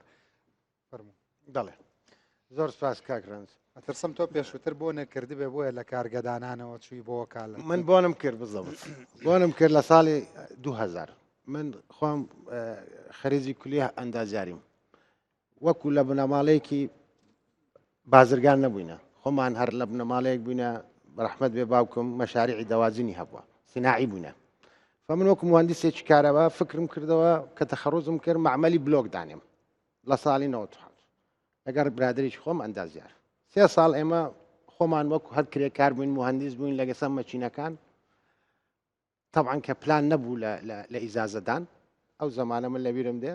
هەر ئیزازەیاندا طبعا چی لە هات حەزمی منتوزەکە زیاتر بوو لەسەر الطلب بلۆک لە خانوو زۆر بلۆک لە خانوو زۆرتر بە حیث وایان لێ هات سەحب معاملەکان کولفەشیان اقتصادیان غەڵەت لیان لە یەک دەدایەوە ئێمەوەمان لێ هات عردەکەمان زیاتری دەکرد پارەکە موقعەکە ئەرزەکە وای لێ هات پارە زیاتر بکە لە معاملەکە معاملمان فرۆشت بووە ئێستا شوقە جێگاکەی بەس ئەمە زانیمان کە لەسەر لە علمی اقتصاد کرد لە حیچ اقتصادی لێکی دەدەیەوە کە دەبینی ئەتو ئینتازەکەی کەوا دروستی دەکەی مزدی نییە عدەدیجی زۆرە چونکە تەختیتی لەگەر نەبوو کاکرنج ئەو مۆزوعانەی کە فەرمووتان تازە پێشۆش لە ناو بڕەکە لە منت گوت بۆچی وەکالاتت هێناوە یعنی تۆ عادەتان لە بازارێک کە قانونی استراتیژی نەبوو لە سیناعە خۆی سیناعە دایمەن بنیادەی وڵاتە و وڵاتیش قەت دروست نابێ لە مێژوش دروست نەبووە ئەگە سیناعی لەگەن نەبێ دوبەی دروست نەبووە بە تەنیا بەس بە لەبەرەوەی ڕئیسەکانی زیرەک بوونە چون عقلیان ئیستیراد کردووە سیناعەیان دروست کردووە مەوادی باشیان دروست کردووە ئەمن مثالێکی زۆر بەسیتم هەیە دایمەن یعنی شەرحێکم تازە لە بندەستم بەس ئەو سێ قەڵەمە وەکو نموزەت دامنا ینی ئەگەر ئێمە بین دەڵێن سیناعە دروست دەکەین ئەگەر ئەم قەڵەمەیان حساب بکەین قەڵەمێکی ئەو قەڵەمە بڵێن مادەیەکی خراپە سن لەسەر مستوای سینی بێ لەسەر شتێک بێ ئەو حسابیکەین ئەو منتەزەش تورکی بێ ئەو منتەزەش با بڵێن ئۆروپیا ێ باشە تۆ کە دەی ئەم خاوەن کارگانە ئەلی تۆ لە لەسەر چ مستوایەک تۆ چنەوە منتەزێک دروست دەکەی ئەگەر ئێمە منتەزەکەمان لەسەر منتەزێکی تورکیا با بڵێن کە منافسە منتەزی خۆمان ئێمە دەبێ گومرک ئەلێرە زیادکرێ کە لەبەرەوەی ئەم خاوەن کارگانە هەمووی بە ئیشکەوێ یان دێن ئەلێن ئێمە لێرە ئێنتازمان دەبێت ئەمە ڕاگرین ئێمە چ دەکەین ئێمە بەعکسەوەیش دەکەین لە وڵاتە دایمەن یانی لەبەروی دراسات و داتای لەگەڵ نییە ئێمە لێن لەو مستایە بڕۆن دروستکەن بەڵام ئەوە نییە بە کیف خۆشمان داخلکەن فچی لێ دێ منتەز لێرە غەڵت تێدەگەیان خەڵک وازانێ ئەم قەڵەمە بە ڕوبع دینارێکە فتەوا نفسیان و سایکۆلۆژیان وازانێ دەبێ من قەڵەم بە ڕوبع دینارێ بکڕم ئێ نازانێ ئەمە کۆستی ئەم قەڵەمە خۆی ڕوبع دینارێکە و معاملەکە توانێ بە 300 دینار بابلین بیفرۆشێتەوە فەرقی ئەم دووەسیەیە کە دەڵێن ئەم منتەزی خۆماڵیان منتەزە ئەمە دەتوانێت لاپەڕێک پڕکاتەوە ئەم قەڵەمە ناتوانێت لاپەڕێک پڕکاتوسکەوە بە حبرەکەی لە ناوی ئێرەدا دێنە سەر فقرەیەکی زۆر مهم کە برادران باسییان نەکرد ئایا ئێمە منتەزی وەتەنیمان خۆش دەوێت ئەوە سەقافەتە ئەوە کەلتورە ئەوە نیشتیمانیە یعنی ئەتو دەبی ئەم تەلەڤیزیۆنانە ئەو میدیانەمان دایمەن ئێمە چۆ خۆشەویستی منتەزی وەتەنیمان هەبێتن لە زمانی سەدام مۆزی مەناکرد گوتی بە مۆزمان بۆ چییە مۆزیستران نەدەکرا لە عێراق دەگوتە شعبە مۆزمان نەخواشت چونکە شتێکی زاید بوو تەرفیهی بوو ئەو مادەیە کە من گوتم دەزانین لە بازێک تەحالیل اقتصادی پێی دەڵێن سلع استفزازیە ناوی وایە دەڵێ استفزاز ئەو چیەوە بێ نەیە چی ئەو قەڵەمە دەڵێ ئەوەی دەشێوێ بۆ دۆلار بچێتە دەرەوە ئەوە بۆ ئەوە مەسر چی کردووە ئەوە باشترین قانونیان دانا لەوە مۆزوع بۆی معاملەکان کارگەکانی وەکو برادران هەمووی بە ئیش کەوتۆ لە مەسر چکە ئەوەی کە بێ شتێکی لۆکسری بکرشتی گران بکرێ یاقوت بکرێ ڕباکەوە هیچ مشکلەی نیە ئەلێ تاسیر ناکە یاسە تۆ یاقوت زەبزە وا دەڵێ یاقوت دەڵێ لؤلؤە نازانم موادێکی زۆر دەڵێ ئەسپی عەربی و نازانم مثلا جارسانە مثلا محار خواردنی خيار البحر خيار البحر نازم أروح مصطلح عم خوێندەوە لە کتێبێک خيار البحر نەمزانیوە چیشە بەڕاستی بەس ئەو شتە ئەلێ ئەبڕ دەبڕ زەربی دایکە گۆمرگەکەی ئەوە شتێکە يعني استفزازية أو كده بابو خوي عراق وانا مونا قومرجي نخصو تصر شتي استفزازي بله عراق قومرجي خصو تصر شامبو صار صحيات قومرجي خصو تصر مشروب قومرجي لصداد وصدي خصو تصر مشروب قومرجي لصدا صدي خصو تصر جگرا شامبو لصدا 65 صابون و يتر باكر وكان لصدا 65 اما شتيكي باشا خراب بله دقرينو او موضوع اما لكام يعني عينه اما انتاج مال شويه انتاج مال ليريا او يكردو دسيان خوش به بس كاك اما انتاجك برادرك تاز للجرو ولا غير خصما كرد اما او منتزه خوي معادله كالاختصاص دلتو ام منتزاني كلو مادي اما ديني بابلين بوري ورجرين كمن خوم وكاليك الماني ما ديني او منتزه حمل العراق دروز دبي سطابين جي عفوا بس لباكره عراق اكتفاء ذاتي خوي هي بله لباكره عفوا لبوش تكوك خوي بروا لباكره عراق اكتفاء ذاتي هي وزائد اذا اوي نقطه كي كمان بشكي جوري باكره بنفتا دروس تكره ما دخاوكي معقوله ما وڵاتی بيكرن كخوي نوتينيا والله جناب فرمود تازه بيش اما عين او مثالي من بولا قلمك كأوشت اكتفاء ذاتي هي دستان خوش به دسيدك بلام كشتك اكتفاء ذاتي نيه دبتو بزاي سند برهم هي وشيش نقصانه خاصه هرمي كردستان كاكران تو استراتيجي حكومه سيال يعني يعني بس بناكين هيش كمان هو معمل كان ساري جوان وبناء بناء كبناء ذكي بناء شيده بوري ده بناء صبغي ده بناء ايبوكسي ده بناء عدلي ده بناء كاشي ده او مادانا منتزه هي اذا اجل مو بقسي بغداد كان يروي رانا به يا كم نقطه لو فقراني كدي بحثي ما مسافر مي قلت له منتزاتي تنظيفات اجر عراق اجر هريم مثلا تو اما ابي فرق منتزي خوش ممكن كان تصور قلت بعض شيء دروا بعض شيء ناي زار البرنامج زنا بديتم يقول زيتك دروا زيتك يما نايل بعكسه عفوا لبغداد ودا يعني قلت انتاج زيت بو زيتك نايت هرم يك نقطه زور مهم هي او دميست يعني بوتاني ساره كام يعني امره يقدو قرارات درس وكاك لسر مستواي تازه قرب برادرش پیشانم دا كتو دي استرادك اسمان وانا مواد اولي استراده كان يعني هيك انتاج زوربي انتاجي محلي مان ابي ماده اولي استا بغداد بتماي تسبك زور مهمه زي هرمش او شتيته دا من نظام يعني معلومات بروانا كم هبيتن تو ماده هي مواد اولي كديني حتى ايما كبازرغان من بداخل خوم يعني ببياج صناعي دزاني استا بازرغان تسبك يعني دبي انسان كسابت يبكى فتو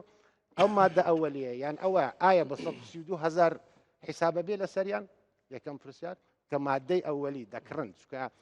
استا عراق حساب اما امريكا ده وايلي دو اي اما بازار ما دبي بدينار بفروشين ابي دينار تفعيل كي لو حالتك تو منتزكا بسيط سيدو اكري ابي بازار اما دالبو باجنالين اما بس وي بابتك زور تيورينا كاين وخلقك اجتماع بقاك بازرگان نيه چون كي هو بيستان بپالپشتي خەڵکی ناوخۆی خۆشمان هەیە مەبەستە ئەمە لە کولف کەتی کولفە لە اقتصاد زیانی ئەبێت بۆ بوژانەوەی بەرهەمی بەڵێ بە پێی ئەو مادەی ئێستا میسالە دەدەمێ ئەگەر لەسەر لە بعضێک فقرات سوودی هەیە ئەمە چیالێن ئینتاجێکت هەیە ئەگەر هەبوو ئەکتیفا ئێستا مەسەر موادی آخر بس كاغلا ماشي سكال سر باكرو خو قورتري معملي باكرو اگر باكرو تيجيش لا بو نمونه اگر بو حسابي جنابت به خو اما زوربي شتكان مان باش اكتفاء ذاتي مانيا ونيا يعني باورم بيبكا اذا ما بالتدرج ده بيبرين يعني ازانم استهريمي كردستان بو نمونه تشيبكا يعني قومرگي جداننه لا يا بازار والابكا خود سيجوري بازار يا سياسة حماية بازار يا بازار آزاد ونيا دو جار كاغرند اما الين المنتج او اكتفاء ذاتي يعني دسيا خوش به صاحب كارغا كان تبي او برو سطل صدنا سطل سياسه دي بكسر تو او نوعي كتير لماده ديتن کە ئێمە بتوانین بڵێ سوا هەمومان لەگەر ئەو نقطە فەلسفەی اقتصادیەوە یعنی ئەم قەرارانەی بەغاش هەڕەمەکی و سیاسیە بۆ دەرباسکردنی عێراق لە قەیرانێک لە هەمووی فەلسفەی لە هەمووی زیادکردنی ڕسمی گومرجی بۆ حیمای منتەج وەتەنیە فەلەمەکە زەحمەت نەبێت جەنابەت یەک شت بڵێ بە دەلیلی منطقی بۆ نمونە مەچیە مەشروب و جگەرەیە ئەمە یەک منەسیفاتە دوایە پلاستیکە دوایە کارتۆنە هەچی معمەلەکانی کوردستانە معقولە شتێکی لە نوکتەیە چێ ئێمە چەند مەطبعەمان هەیە لە کوردستان بڕۆ لە خاوەن مەطبعەکان پرسە بڵێ ئەرە کاکە چاپەمەنی لە کوردستان بۆ لە بین چووە هەر هەمووی بۆ کتێبەکانی با لە ئێران چاپیەکە لەگەر حەلی زۆر ئاسانە هەر من دیفاعم لەسەر فکرەکەیەوە حکومەتی عێراقی خۆی بەخۆی وەدەرێ ئەو کارە کراوە بۆەوەی منتەجی حیمای منتەجی محلی کاکە یەکێک لەو نقاطانەی کە ینی سەیطەرەکە بەسەر تەهەڕووی دۆلارە تەهریبی دۆلارە ئەمەیە کە بنیادی سەناعەت ئەنێ لە وڵات وەکو مامۆستا فەرمووی ئەو سەناعەتە خۆ تۆ ئەزانی لە کوردستان دایمە بەچیەمان ترسێنن کاک ڕەنج جا کاکە ئێستا من قەراری بۆ بەم ئەزمە دروست دەبێت لە بازار جا بۆ ئەزمە دروست نەبێ پاکەرەوە چێ 20 ساڵ لەمەوە بەرپاکەرەوە هەبوو کاکە 20 ساڵ لەمەوە بەرپاکەرەوە هەبوو بوو کاکە نوێژیروان وڵاتی ئێمە براجە ئێبا ببێت کۆمەڵی قەرار دەرچێ دوایی بە ناچاری خەڵک خۆی کارگەدان باشە ئەویش لەگەڵ ئێوە کۆکە من ئەلێم هەندێک ئەمەش لە مەوادی ئینشایی دەزانم مامز من خبرەکەم لە مەوادی ئینشای کۆنستراکشن مەتیرە من لە مەجای پایپ هیچ دەکەم لە مەجای ئەزباغ ئیپۆکسی سەحیات ئەلو مەزانانە باشکە داتان پێ بەڕقم کە ئینتاجی عێراق چیە دوو ئینتاج کە تو ئەوەت ئینتاج کردووە لە عێراق ئەوە هەیە سامەسەن لە سۆبۆ شتێکی باش نییە لە عێراق هیچ هەمووی خراپ ئەوانی هەیە ئەگەر مستەورەت هەیە ستاگەوە لە کارگەکانی خۆتان چۆن مەرجان خراپە ناتۆ بەبێ ناو تۆ بە مطلقیڵی هەموو شتێکیان خراپە مامۆستاجوابم بەس زمانی وەگە وایە من بڵم پێش ئەوەی کە کارگە دابنێم یەکێک بووم لە بازرگانەکانی کاشی لە وڵاتە هەمویان زۆربەی خەڵک منە سەیریکە بۆ معاملێکی یەک جوابت بمەوە بڵێ بۆ نمونە بۆ دامی مامەساهڵات ناچون کاموتان برام من یەک شتان پێ بڵێم سەناعەتی بۆ نمونە سەناعەتی بۆیاخ ئەمەندە گەشەی کردووە حەزەکەم زانی زۆر زۆر بە تایبەتی بۆ یاخی ئەڵمانی زۆر گەشەی کردووە ئێستا ئازای چی نازانم بڵم چی بەس من زۆر متابعی بۆ یاخۆ شتانە کەمە وەکو هینێک وەکو حەزێک وەکو ئارتێک وەکو ئەوە یعنی زۆر لە دواوەیە ئەمانەی کە ئەمانەی تر موادی معالەجە ئەمەندە گەشەی کردووە هینی ئەوروپی خۆت ئەزانی چۆن یعنی ئەبێ مەجالێکیش بۆ منافەسەبی هەڵڕێتەوە مەسەلەن مەجالێکی لە اقتصادا زۆر معقەدە برادەران مەسلەی تۆ چۆن بەرهەمی ناوخۆشە پارێزیت چۆن هەڵاوسانی نرخیش دروست نابێ من لێرەوە ئەوروپی وڵاتانی پێشکەوت و حەلیان کردێ کاکەڕنج یعنی بە بابگەڕێنەوە سەر مەقایس و معایری دووەلی هەیە یعنی تۆ بەتانیانی 1970 دەوڵەت نزیکەی 200 قسوور دەوڵەت هەیە لە دنیا کە لە ئەمم متحیدە هەیە معایر بۆ شتدانراوە سەر لە دوو کابینەی عێراقا دوو سیاسەتی جیاوازی گومرگی هەبووە تەواوە ئەویان ئەی دووەمیاوەی ئێستا دەکرێت عیلاجکردنی مەسەلەن ڕئیس وزەرا وا پێدەچی وا ظاهرن وا پێدەچی بەڵام نازانین کۆتاییەکەی چی دەبێت ینی هەنگاوەکانی لە ساڵحی کارگەکانە قیناڵێ لە 4 ساڵە تۆ بەش یەکتیفای ذاتی چەند ساڵە پێویستە زەمان وەربگریت زۆر لەوە زیاتر تۆ مەلاین دۆلاری پێ سەرف ناکا سەرۆگۆزیرانی دوای ئەمە قڕ ناکا بە لە سەردەمی نووری مالیکە شخصێک معمەلەکەی پێداخست تاکە شخصێک لە مەرزی باشماخ بەڕێوبەری مەرزەکەیە ئەمە وتی ئەمانە نابێبێنی ڕێگە پێدراویش بوو سووتانی لەبەر قسەی ئەو من کاکەڕز ئەوەیە کە دەڵێم وەزارەتی پلاندانان مەزاندادەنێ بۆ پێشکەوتنی ئەگەر پلانی درێژخایەن نەبێت بەڵێ درێژخایەنە حکوومەتی عێراقی ئێستا ڕوئیەی 2030 هەیە لە کەرتی پیشەسازی کتابێکە ئەوەندە زۆر جوانە من لە دکتۆرایەکەی خۆم کوێت و ئیمارات و سعودیا و عراقی عراق قراراتەکان ئەوەی کە نووسرایتەوە زۆر ئێمە شتوانین بیکەین ئێمەش دەبیخەکەی ئێمە لەکوێدا لە 2030 کەواتە هەتا 2030 دەتانی ئەو پلانەی بەڕێ بکەیت کۆمنتێک وەچمە لای مامەسایەک دەخە کاکران سەکتەر زۆرە لە عراق ئێمە چتەلین ئێمە هەر عینەن ئەو کارگانە دێن مەسەلەن مادەی عازلی ئەڵمانیەکرا ئێمە بەحسیەوە بکرد بۆ ئێوە یعنی من تەئیدی قسەی فەرموو جەنابتانم کردە ئێمە پێویستمان پێیان دیعایە بۆ منتەزی وەتەنی بکرێتن کە ئەلێن منتەزی وەتەنی باشە یەکەم من خۆم یەکەم کەس کارەگە دادنێمەوە کە منتەزی وەتەنی ڤالی و قیمەی خۆی وەرەگرێ یەکەم نقطە کە بەو ستاندەرە دروست دەکرێت کەوەی کە مەسەلەن لە تورکیا هەیە کە تۆ ئەوەی کە لە تورکیا هەیە ئێستا بۆ ئێمە تەصدیر بە عەکسەوە ناکەین بە هەر عینە کارگەی خۆمان تەصدیر کاتەوە بۆ ئەو بەعزێ وڵاتانی تر کە ئەوان چۆن تۆزانی کاگرن بەس دوو داتت دەدەمێت کە هێشتا ئەوە گومڕوگی ناتۆتە سەرەوە حتا کارگەی بۆ دروستە لە تورکیاوە بۆ عێراق ئەمڕۆ لەو حدودی ئیبراهیم 1 میلیارد دلار 1.2 ئەگە غەڵەت نەبووم بەس ئەو شتەی ڕەبتی بە تەختە و کورسی و مەطبەخ و ئەساس و ئەوە لە وەزارەتی تجاری تورکیە من وارم گوتە 1.5 میلیۆن 1 میلیار عەفوەن ئەوم بە میلیار من دەعز دەکەم بەس ئەو ئەجیزەی تەبریدە دێتە عێراق باشە يعني موضوع شي قوريه يعني مبرده شي تاعك هەمووی تێدا ئەو سەکتەرە معمەلی هەیە ئەمن سوال ئەو دەیکەم ئەسڵەن ئەو معمەلەی کە حتى تەزمیعش بێت دروست بکرێ ناتوانێت منافەسەی ئەو عملاقە گەورانە بکە ئەوەی لە تورکیایە بازێ وڵات خۆ بەدەست خۆت نییە تەفەوقی کردووە تەفەوقی هەیە لە ئینتاجی بابلین ئەو منتەزە ماوەستا یان ئەو منتەزە دەستمان بەسرابێت چی بکەین بەس گەورەترین من یەک پرسیاردان لێ دەکەم ئەس ئەو پرسیارە کاکرن ئەو معمەلانە ئەگە بڕوا بۆ بەغدا ئەمە ئەوەندە جوابم دێ چییە ممەیزاتی بچێتە ئێوە چ دەوێت یاساکان لێوە جێبەجێ ئەو یاسانە یاساکان ساڵحی چییە چی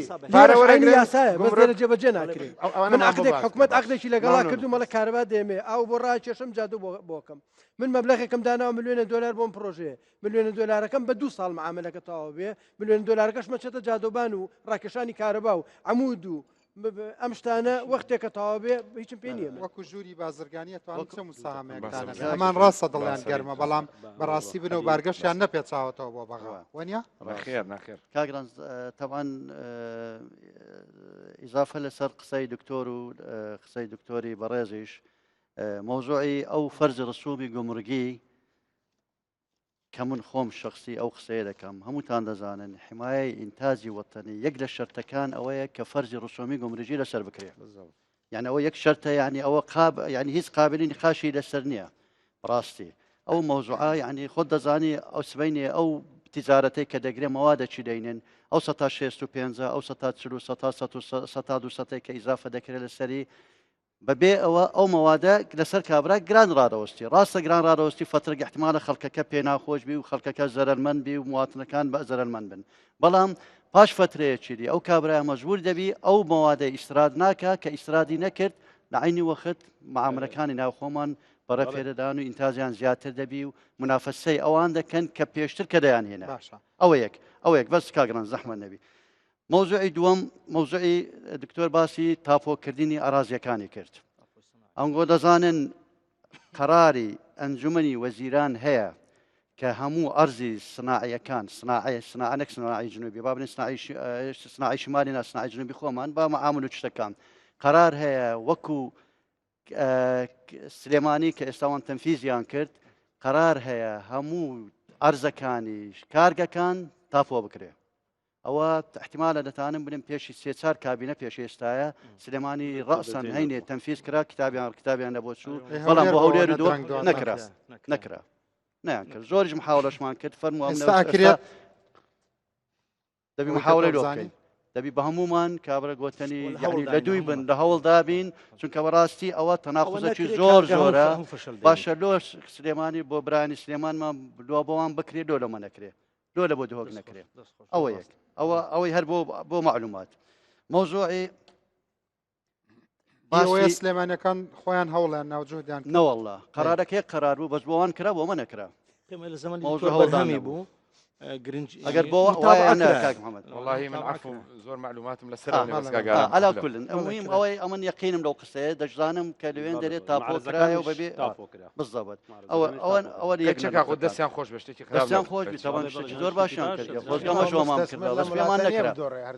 في ما نكرا واقع موضوع شيء زور باشمان كرد كارجا او كارجا وعددك خود جناب دلي 155 بهمو كردستان كمن باسي 145 لهولير كردم يعني تشتكي خيالي فعلا يعني خيال كارساتا وايانا دزاني يك سبب لو سببانش تسيا بۆ ئەو کارگانە داخراوە تەبان زۆر سەبەبمان باس کرد یەک سەبەبەکانیش کۆمبوونی مەکائینی معمەلەکانە زۆر معمەل هەیە لە ئێستا با بڵێن لە هەشتاوە لە نۆهەتەوە لە هەولێر و لە هەموو کوردستان یارمەتی بەچی تازە یارمەتی ئەگەر بێت و مەصرف بانقی سناعی بانقی پیشەسازی هەر وەختێک لە هەموو دەولەت هەیە لە هەموو جێگایەک هەیە کابرای ساحب خاوەنی کارگا دەیەوێت کارگەکەی خۆی نوێ بکاتەوە بە گوێرەی ئەو تەتەوڕێک کە ئێستا ئەو کارگانەی کە دروست کرای ئەو مەکان شتانە هەیە هەموو لە هەموو دنیا مەصرفی سناعی کە بڵێن بانقی پیشەسازی دەعمیان دەکات بە نسبەتێکی زۆر چەند ساڵ ئێمە دەبیستین لە مناڵیەوە من بیستم هەرڵەن بەڕاستی هەولێری سەنعاتکارن ئێستا پشکداری هەولێر لە پیشەسازی عێراقا چەنە هەولێر هەڵهای چ لە میژنیە ئەی سلێمانی جگە لە کارگە گەورەکان پشکداریەکیان هەیە گەورەکان سلێمانی یەکەمە لە سەنعات پێشتر لە سەدا سی بوو لە کاتێکە کە ئێمە حکومەت بووین فەلوجە خانوو بە پێوە نەما بوو ئێستا فەلوجە گەورەترین منطقەی سەنعیە ئەمە 20 ساڵیکەش خەوی پێوە بینین بەس من یەک پێشنیار دکتۆر جان یەک پێشنیار شتەکانمان بەرەو پێشەوە چەکەتی پیشەسازی وەزیری وەزارەتی پیشەسازی و بازرگانی جیا بکرێتەوە ئێستا عینی مشکلە لەسەر مێزە ڕوویە وەزیری پیشەسازی و بەس یارمەتیم بە پیشەسازی و بازرگانی دوشتی جیاوازن بیرکردنەوە و هەموو شتێکی جیاوازە تۆ ناتوانانی گروپێک سەرپەرشتی هەردووچیان بکە إلا أبي دو جروبي منافسي يكترين أبي وزارة بشازي جابي وزارة بس خبريكاري يا أبو أمدو ما زال خطري تر لسر زور جرينجي بحكمتي بابرين جیاوازی نێوان حکومەتی هەرێم و حکومەتی مرکزی بەغدا باس لێ دەکەین ئێمە لە نەوەتەکان لە ڕووی بازرگانیەوە زۆر لە پێش بەغدا بووین زۆرینەی وەکالەتەکان لە دەستەمە بوو تەوزیعەن دەکرد لە بۆ هەموو عێراق پاش 2009 بەرەو سەرەوە ئێستا تاجری بەغدایی زۆر لەمە بەهێزترەوە ڕۆژ بەر وەکالەتەکان لە دەستەمە دێتە دەرێ باسی بازرگانی دەکەم کاکە ڕەنج باسی ئەوەی ناکەمەوە خەتەرشی زۆر گەورەیە هیوادارم لە ڕێی تەلەڤیزیۆنەکەی توەوە چووکە تۆ پرسیارەکان توش لەوێ بەڵێ ڕۆژ بە ڕۆژ بەلای حکومەتی مرکزی بەرەو بەهێزبوون دەچی لە ڕووی بازرگانی و ئێمەی بازرگانەکانی هەرێمی کوردستان بەرەو گچکەبوون دەچین بە هەمان شێوان کە ناون سەرکەوتنێکتان هەیە ئەمەی ئێڵەم داوای ناو لێ ناکەم بەس ڕاستەیان نا تاک و بە جەمع لەلایەن محافظەکانەوە لەلایەن دەسەڵاتدارانەوە مخاتەبە دەکرێن بۆ ئەوەی کە ڕابکێشرێن بەڵێ زۆر ڕاستەش نییە زۆر ڕاستە یەک و دوو سێ بینەرانی بەڕێز هەموو ئەوانەی ئەم وڵاتە بەڕێوە بن ئەمە کارڕساتێکی گەورەیە بەڕاستی پێویستە بەهانای کارگەکانی ئەم وڵاتەوە بێن چونکە ئەیانەوێ ئابوووریەکەمان داتەپێنن بە هیچ شتێک نەیانتوانیوە زەفەر بە کوردستان برن بەڵام هیوادارم نەتوان زەفەری ئابووریشمان پێ ببن کە من بێئومێد نیم ئەگەر بێئومێد بوومە ئەم فرسەتەم ناکردەوە بۆی کە بۆ ئەم میوانانم هیوادارم لە ئەوانەی کە ئەم وڵاتە بەڕێوە بن لە ئاستی ئومێدی ئەم بەڕێزانەیە بن ئەو بەڕێزانەش قسەیان هەیە وابزانم هەندێک شت وتراوە لەسەر مێزەکە وتت ئەگەر تێبینی ترمە بوو قساکەم فەرمو مایکەکە لای بەڕێستا بەڵێ باش کاگران چاوەکانە ماچەکەم خۆش بخوای زۆر مەمنون کاکەڵان جەگە ببووری لەوانی بڕک زیاتری بوێ لەگەڵ ئەو برادرانە ئێمە گروپێکی نەگە و برادە بەڕێزانەی کە هەومان لێرە بەیەکەوەین تەنها ئیش و کاریمە ئەوەیە کە بوا بکەین کەرتی پیشەسازی بەرەو پێش ببین من لە ساڵی 2016 مانجی 12 بوو لە یەک لە بەرنامەکانی جەنابەت بەشداریم کرد ئێستا ساڵی 2023 دەکە 7 ساڵ ئەمە لەو 7 ساڵیدا هەوڵ دەدەین تەنها کارەبای بکەینە هاوتای بەغدا کە 7 دینارە یعنی بۆ 7 ساڵی نەمانتوانی کارەبای 157 دیناری کە لە کوردستانە بیکەینە هاوتای بەغدای بە 7 دیناری کاک دکتۆر خۆشەوی ئاماژەی پێکرد چەند کۆڕبەندمان کرد شوێنی ئەمە سەردانی نەکەین دەڵێن کاکە بەس کارەبامان هاوتای بەغدای بکەنەوە هەتا ئەمە کارەبا چیتر کێشەتانەیە بەڵێ قوربان ئاخر شتەکان زۆرن کاکە ڕەنجیان ئێمە دەبێت پشت بە کەرتی پیشەسازی زیاتر ببەستین ئەو وڵاتانەی کە لە ڕووی پیشەسازیەوە پێشکەوتونە باوەڕ ناکەم عەقڵیەتیان وەچی عەقڵی ملەتی کورد زیرەک بن کەچی لە ڕووی پیشەسازیەوە زۆر لە پێشەمەنە نمونەی بە زۆر وڵاتیش دەڵێم بە ئێستا باسییان نەکەن و بە خۆشمان دەیانزانین ئێمە زۆر داواشتی زۆرمان نەکردووە یعنی ئێستا تەبەن ئەگە وەکو داواکاری جەنابتان هەمومان لەسەر مێزی باسمان کرد ئەمە دەتوانین بکەینە بە یەک یان بە چەند قۆناغێک قۆناغی یەکەم حکومەت هیچ زەرد ناکە ئەمن ئەو پێشنیاری دەدەم حکومەت بە ئەگەر زەرەدی کرد بە حەق بەیبی کاکە جان کارەبایەکەمان هاوتای بەغدای لێ بکەن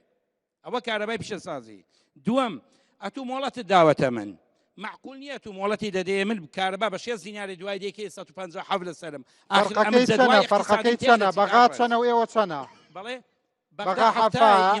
157 بەڵام کە مۆڵەتی بە مندا بە 6 زیناری بوو ئەتوو مۆڵەتی بە من دەدەی دەرێ بڕۆ کار کە بە 6 زیناری حکومە دەتوی لەسەر من دەکەی بە 157 یانیم چۆن ئیشکەم چۆن ئەمە جەدوای اقتصادی ئیشەکەم کە دەڕێ کەلکی ئابووری کەلکە ئابووریەکەم تێک دەچێ ئەمن ناتوانم بەردەوام بم ئیشکەم ئەی بەرهەمە ناوخۆیەکانتان بۆ نمونە لەبەر بوژانەوەی بەرهەمەکەی ئێوە هیچ گومرگێک هیچ سیاسەتێکی بەرهەمی ناوخۆ هەیە ئەو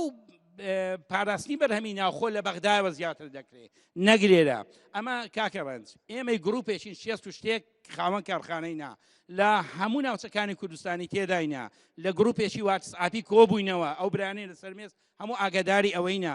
ئێمە دەمانەوێت سێ ئامادی سەرچیمان هەیە یەکیان کارەبا کەم بکرێتەوە هاوتای بەغدا یاشە زینارەکەی جاران ئەمە یەک ئەوە یەکەم دووەم بمان پارێزن وەکو هەموو وڵاتانی ئێران و تورکیا وەکو پاراستنی بەرهەمی ناوخۆ باشە ئێستا ئەوە دوو بەڵێ ئەوە زۆر پێویست و گرنگە بە پێچەوانە ئەوە چییە ئەو بەرهەمانەی دێ گومرگێکە ڕۆتینیاتمانە کۆڵ بکەنەوە ئەو ڕۆتینیات چیە ڕۆتینیات بەڵێ زۆرە ڕۆتینات هەلکوشت کاکە ڕەنجیان هەمومان دەزانین هەموو خاوەن کارخانەکە ئومێدەوارم ئەوان پێشی من باسی ئەو مۆزوعیان کردبا ئەتوو مۆڵەتێکی داوای یەک ڕەزامەندی دەکەی ڕەزامەندی دەداتێرە بۆ 6 مانجی کاکە دەبڵێن وانە 8 مانجی دەوێت تا ڕەزامەندی تەواو دەکەی آخر ئەمە نووسرا و مەرگرتوتەوە نووسراوەکە ئەکسپایر بووە باوەڕ بکە لۆ دەینم ئەکسپایر بووە دەڕێ ئاماژە بە نووسراوی ژمارە ئەوەندە بابەوە ئەکسپایر بووە ئەوەندەی ویستوە تا ڕەزامەندیەکانمان وەرگرتووە هینە ئەنجا بۆ نمونەکەت پێ دەڵم دەدنێری بۆ نمونە دەڵێ بڕۆ ئەتومادی ئەوەلیەت هەیە بڕۆ سامانە سروشتیەکان کاکە ئەوە ئیشاڵا ڕاز نییە شتا من هەم گوێم لێ بوو دەڵێن دەبێت ڕەزامەندی ئەوی دەوێ باشە لە بەغدایە کابرایە تاجرە تەنێکی موات ئەوەلی بە 20 دلار خێر دەفرۆشی جەماعەت بە 20 دلار یەک تەنی لە ئیرانی دەینی دەڵێن گوایە نازانم سامانە سروشتەکان 25 دلاری لێ وەردەگری کەواتە هێزی بازرگانی لێرە چۆ بەغدایە کاکەڕێت خوا جوان گوێ لە برای خۆت بگرا ئەو ئیشە بازرگانیەکەشمان لەدەستوو نەک پیشە سازیەکەش لەبەر ئەوەی ئەو مواد ئەوەلیە دێ لە وڵاتان دێ بازرگانیە هیچ شتێکی ئەوەی ئەوە ئەنجا کاکە ڕەنجیان ئێمە چەند ساڵە ئازادیەکمان هەبووە الحەمدلله ئەمنیەتێکمان هەبووە دەستخۆشیم هەیە لەوەی بەڵام لەو بەینەیدا ئێمە خۆمان گرت توانیمان ببینە خاوەن کارخانە بازرگانێکی بەهێز وایە بەغدا نەیبوو ئێستا بەغدا ئەمنیەتی لۆ گەڕاوەتەوە بەغدا دەتوانی بە ئازادی بۆ 100 جادەی بخەوە باشە ئەوجا ئەوان دەست بە ئیش بکەن ئەمە دەبێت وەکو ساڵی هەشتاکان لێرە من لێ نشتی لەوێ بکڕینەوە ئەوان درستی کرد ئەمەش تەمەشایان کەین بۆ بە دووربینی بە کابێڕەی تەمەشایان کەن و وێنەیان بگرین سەیریکە من حەزەکەم بەغدا ئامن بێ و بە شەریەتە لە هەموو شوێنە ئارام بێ و هەموو شوێنێک ئامین دەبێت بەڵام مامەسا تۆ ئەڵێی لەسەر جادەی بن و ئێستا بینەران ئەڵێن ئەرێ دوێنێک دوو کچیان لە کامێراکانەوە دەرکە و فڕان 7 ساڵ بوو بە کوژراوی دایک و باوکیان کاکە ڕەنجیان ئەمن باسی گشتی دەکەم ئەخر قەیناکە خۆ ئاسایشی کۆمەڵایەتی نەبێ ئاسایشی ئابووریش نابێت کاکە ڕەنجیان ئەو شتانە لەوێ بوو دەرفەت هەیە بۆ خەڵکی ئیش بکە یعنی بەڕاستی یەک شتە پێ بڵێم مەسەڵەن خەڵکێکیش هەیە لە وڵاتی خۆمانە کارەکەشی سەرکەوتووە و مەطعەمەکەشی سەرکەوتووە و مەعمەلیشی داناوە بە سەرمایەکی کەم و ئێستا شوشان هێرێتە عێراقیش و یعنی ئەمانەشمان هەیە براکە کاکە ڕەنج ئەویشمان هەیە خەڵکێکیشمان هەیە هاتۆتە ناو مەجای پیشەسازی و ئەرێ برادەران نییە بەڕاستی ئیشی ئەو نییە ڕاستیتان پێ بڵێم وەکو خەیارەکەی لێ هات من چوومە قەزایەکەوە لە 100 خەریک بوو خەیارێکچان یعنی ئەو مشکلانە ژێ چاو لێکەری وانە زۆر سپاسانەکەم یەکی خولەکێکتانێمە یەکی خولەکێکتانێمە بەڵام خاڵی زۆر گرنگ خولەکێکی خۆتت هەیە بڵێ من پێشنیارەکەم بۆ حکوومەت دەورەیە بکاتەوە بۆ مۆزەفەکان تیان بگەێنە کە ئێمە ساحە مەعمەلەکان دوژمنی ئەوان نین بووە سێرمانەکەوان یعنی لەگەڵ هەچ کەسێکە تەعاملەکەی وازانێتەوە باوکی و کوشتووە پارەکەت لەو وەرگرتووە هەر زۆر سەیرە هەمووی بە دوژمنە دەزانێت کاکە ئێمە کوردین و بە کوردی قساکەین و هاتوون خزمەت بکەین بۆ وا سەیرمانەکەن بووە تەعاملمان لەگەڵاکەن کاکە دەورەیەکیان بۆ بکەنەوە کە تیان بگەێنن ئێمە دوژمن نین ئێمە ئەمانوێ بنیاد بنین بۆ شێوە تعاملمان لەگەڵاکەن ئەو ئێمە واوێنە کاک ڕنج ئێمە دانە نووسین وەصفی بەغاکەین تکایە بە هیچ شێوەیەک عفو مەبەستم جەنە ئێمە کۆمەڵی حەقیقەت هەیە بە ئازارەوە ئەیڵی هەمومان پێمان ناخۆشە بەڵام لە 100 بۆ 75 بەرهەمی کارگەکانی کوردستان لە بەغاساکە بێت ئەمە حەقیقەتێکە لە جنوبیش وەکو کاک مامۆستا فەرمووی بە کۆمەڵی قۆناغ ئێمە لە بین ئەچین ئەمڕۆ 18 مانگە 2023 باوەڕ بکە 2025 شتێک نامێنێت لە کوردستان بە ناوی بازرگانی و سەناعەت کاکە ئەمە هاوارێکی نیشتمان پەروەرانەیە ئەمجا هەوەی نیشتمان پەروەری لای ئەو نییە بە ئارەزوی خۆی بیا بە هەر کەس تۆ نیشتمان پەروەردی تۆ توش بنی ئێمە هەمومان کوردین ئەم وڵاتەمان خۆش ئەوێ بەڵام تاکەی من نەتوانم مقاومەکەم ئەمما مۆسا بەڕێزە فەرمووی کاکە کارەباوە کاک محەممەد باسی کرد قەرز ئەوە قەرز هەیە قەرزی سناعی هەیە واز لە وەشیان بێنە پاراستنی بەرهەمی ناوخۆشەیە لە جنوب باشە خۆشەویستی بۆ بەرهەمی خوا باوەڕکە معقولە من لە بەسڕە لە سلێمانی بەقوترم بۆچی لە بەسڕە من لە سلێمانی بەقوترم خۆشەویستی بۆ منتجی وەتەنی زیاترە و حەقیقەتێکیش هەیە ئێستا لە بەغا لە بازاری جنوب ئەمە نەبێ بە ڕیکلام کە بەرهەمێکی ناوخۆیی ناوی کوردستانی لەسرە زیاتر بە قیمەترە و بە تایبەتی سلێمانیش تکایە قسەکەم بە ئاراستەیەکی تر نەبن ئەوە قسەی چەند کەس بووە کە لە ماوا من سەفەرم کردووە لەگەڵ چەند تاجیر دانیشتوم بەڵام برا بە ڕێزەکەم وڵی زۆر ئاسانە بە دووکە ینی بە دوو کەلیمە فریای ئەو خەڵکەکەون فریای ئەم وڵاتەکەون کاکە شوقە فرۆشتن وەڵی وەبەرهێنان نییە لە قۆناغێکا وەکو مامۆسا فەرمی کۆتایی پێ بەڵام بە پیشەسازی و زەراعەت دوو پای زۆر گرنگن کە تۆ ئەتوانی ئەم وڵاتی لەسەر بنیاد بنێ و من داوای لێبوردنەکەم ئەگەر کاتێکێکتان کاگڕند دەست خۆش بێ ئێمە دەمێکە هاوارەکەین کێشە و مەشاکلمانەی زیاتر لە 100 کرێکارم دانیشاندووە زیاتر لە 2 کارگەم داخستووە بەسوێترین چیرۆکیان چی بوو زۆر دەرهێنا بڕوا بکە کاگڕنج ئێوارەیەکی کرێکارەکان وتمایتر ئیشتان نەما داوای لێبوردنەکەین بڕۆنە لەبەر تا ئێستا معاشی ئەومان داوە ناتوانین ئیتر بدەین بڕوا بکە دەستیان بەگریان کرد ئەوەتی وەڵای کرێچیمە وەڵای مەسرفم نییە ڕۆژانەگە و ڕۆژانی کە تو پارەم پێدی ئەوە ئەکەم بە مەسرفی ماڵ و منداڵم بەس بڕوا بکە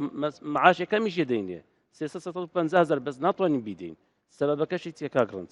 3 سەبەبی ڕئیسی هەیە یەکەم کارەبامان زۆر گرانە دووەم ڕۆتینی دەوائیرەکان سێم نەبوونی پاراستنی بەرهەمی ناوخۆ ئێستا ئێمە مڵکی حکومەت کە پێمانی داوە بۆ کارکەمان مڵکی مساتە هەیە زەریبەی عقارمان لێسنی مڵکی من نییە من کرێتی تومە لەسەر چه ئەساسێت و زەریبە عقارم لێسەنی لە بۆ فەحسی هەر بەرهەمێکی ئێمە دەبن 250,000 مان لێ ئەخر لەسەر چه ئەساسێک 12,000 بوو تو لەسەر چه ئەساسێت تو ئەگەر تو مەبەستم ئەزای مەبەست ئەگەر تو مەبەست پاراستنی بەرهەمە یعنی ئەو کوالەتی بیکە بە 5,000 هەرچی هەیە بیکە بە خۆڕایی ئەگەر دەرنەچوو ملیۆنێکی لێ بسەنە ئیجراعاتی لێکە بەست و دێی 250,000 بۆ پارە کۆکردنەوەی بۆ ئەوە نیە کوالەتی ئەوە بکەی بەرز زۆریش دەبن ئەمانە یەک شت نییە لە وڵاتەیە بۆ نمونە دەحمیەوە بکرێ وڵی هەمووی عەزێتدانە ئێمە مەبەستمان ئەوەیە ئێمە ئەسباب هەیە حەلەکانیش زۆر بەسیتە بڕوا بکە ئەو سێ چارەسەرەمان بۆ بکرێتن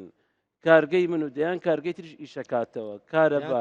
ڕۆتین پاڵپشتی بەرهەمی ناوخۆ بڕوا بکە کاگڕنج یەک سیارەیەک تڕێلەیەک لەو مەوادەی ئێمە کە دێ خامەکەی بێنە گومەرگەی ئەوەی کە ئامادەکراوە گومرجی کەمترە لە خامەکە مەوادە سەرەتایەکەی بێنە گومرجی زۆرە ئامادەکراوەکە بێنە گومرجی زۆر کەمە چەند خاڵی تر باس بکەین ئەخەتی پاراسی بەرهەمی چەند خاڵ باس بکەین ڕۆژانە لە مەرزی بەس ئیبراهیم خەلیل ڕۆژی 2950 تڕێلە داخلی کوردستانە بێ هەموو ڕۆژێ لە 200 ئەگەر ئەم ماوەی لەبەر ئەم باشە لەم 20 ملیارەی کە هەموو جارێ ئەڵێن قەباری بازرگانی هەرێم وڵاتان لە ئێران و تورکیا 20 ملیارەکە ئێمە چییە نێرین هیچ نییە کاگڕنج ئێمە هەناردەمان هەبوو کاگڕنج ببوورە هەناردەمان هەبوو لە ساڵانی ڕابردوو هەر جارێک بۆ ئەوروپا بۆ تورکیا و بۆ زۆربەی وڵاتانەمان نەر دەبێت بە پێی مواسەفاتی عێراقی بینێت لێمانی وەرناگرن پێی مواسەفاتی عێراق یەک خولەکەم ماوە باش دادێنێمەوە خولە کاکەڕنج ئێمە دەڵێن خاوەن کارگەکان پرۆژەی نیشتیمانیان دروست کردو ئەو کارگانە پرۆژەی نیشتیمانی دەبێت حکومەت خۆی لێ بکاتە خاوەن هاوڵاتیش ڕۆشنبیری کڕین و کڕینی بەرهەمی ناوخۆیی وەکو مەسئولێتێک بیخات لەمە دوانە ئەندامەتیتانە بێ لە ژووری بازرگانی ئیتر تۆپ لە ساحەی تۆ دێمە سەر ئەوەی ئەوە ئێمە خاوەن کارگە دەوری خۆمان جێرایە پارەی خۆمان خستێتە ناو کارگەمان دروستکردنە کارگەی مام ناوەندی و بچووک و گەورەمان هەیە لە هەرێمی کوردستان ئەمە دەوری خۆمان جێرایە دەوری دووەم دەوری ژووری بازرگانەکانە سندیکایەکانە یەکێتی خاوەنکارەکان ئەوان هەمووتانەتانوت بەس کاک مەسرور بێتە ناوەوە ڕزگارمان دەکا کاک مەسرور چیتان بۆ بکار ڕزگار کاک مەسرور دەبێت بێ مەسەلەن زۆر دڵخۆش دەبین بەوەی بێ ینی سەردانی کارگە مامناوەندەکانیش بکە ئەوە نییە تۆ بەس مەسەلەن سەرۆش حکوومەت افتتاحی زۆری کارگە گەورەکان دەکەوت جێی دەستخۆشە بەڵام کارگەی مامناوەندی زۆر گرنگ کە دێک کارگەیەکی مامناوەندی بەسەر دەکاتەوە من هیوادارم بێ بەسەری بکاتەوە لە نزیکەوە شتەکان وەرگێت کە ئەو وەریگەر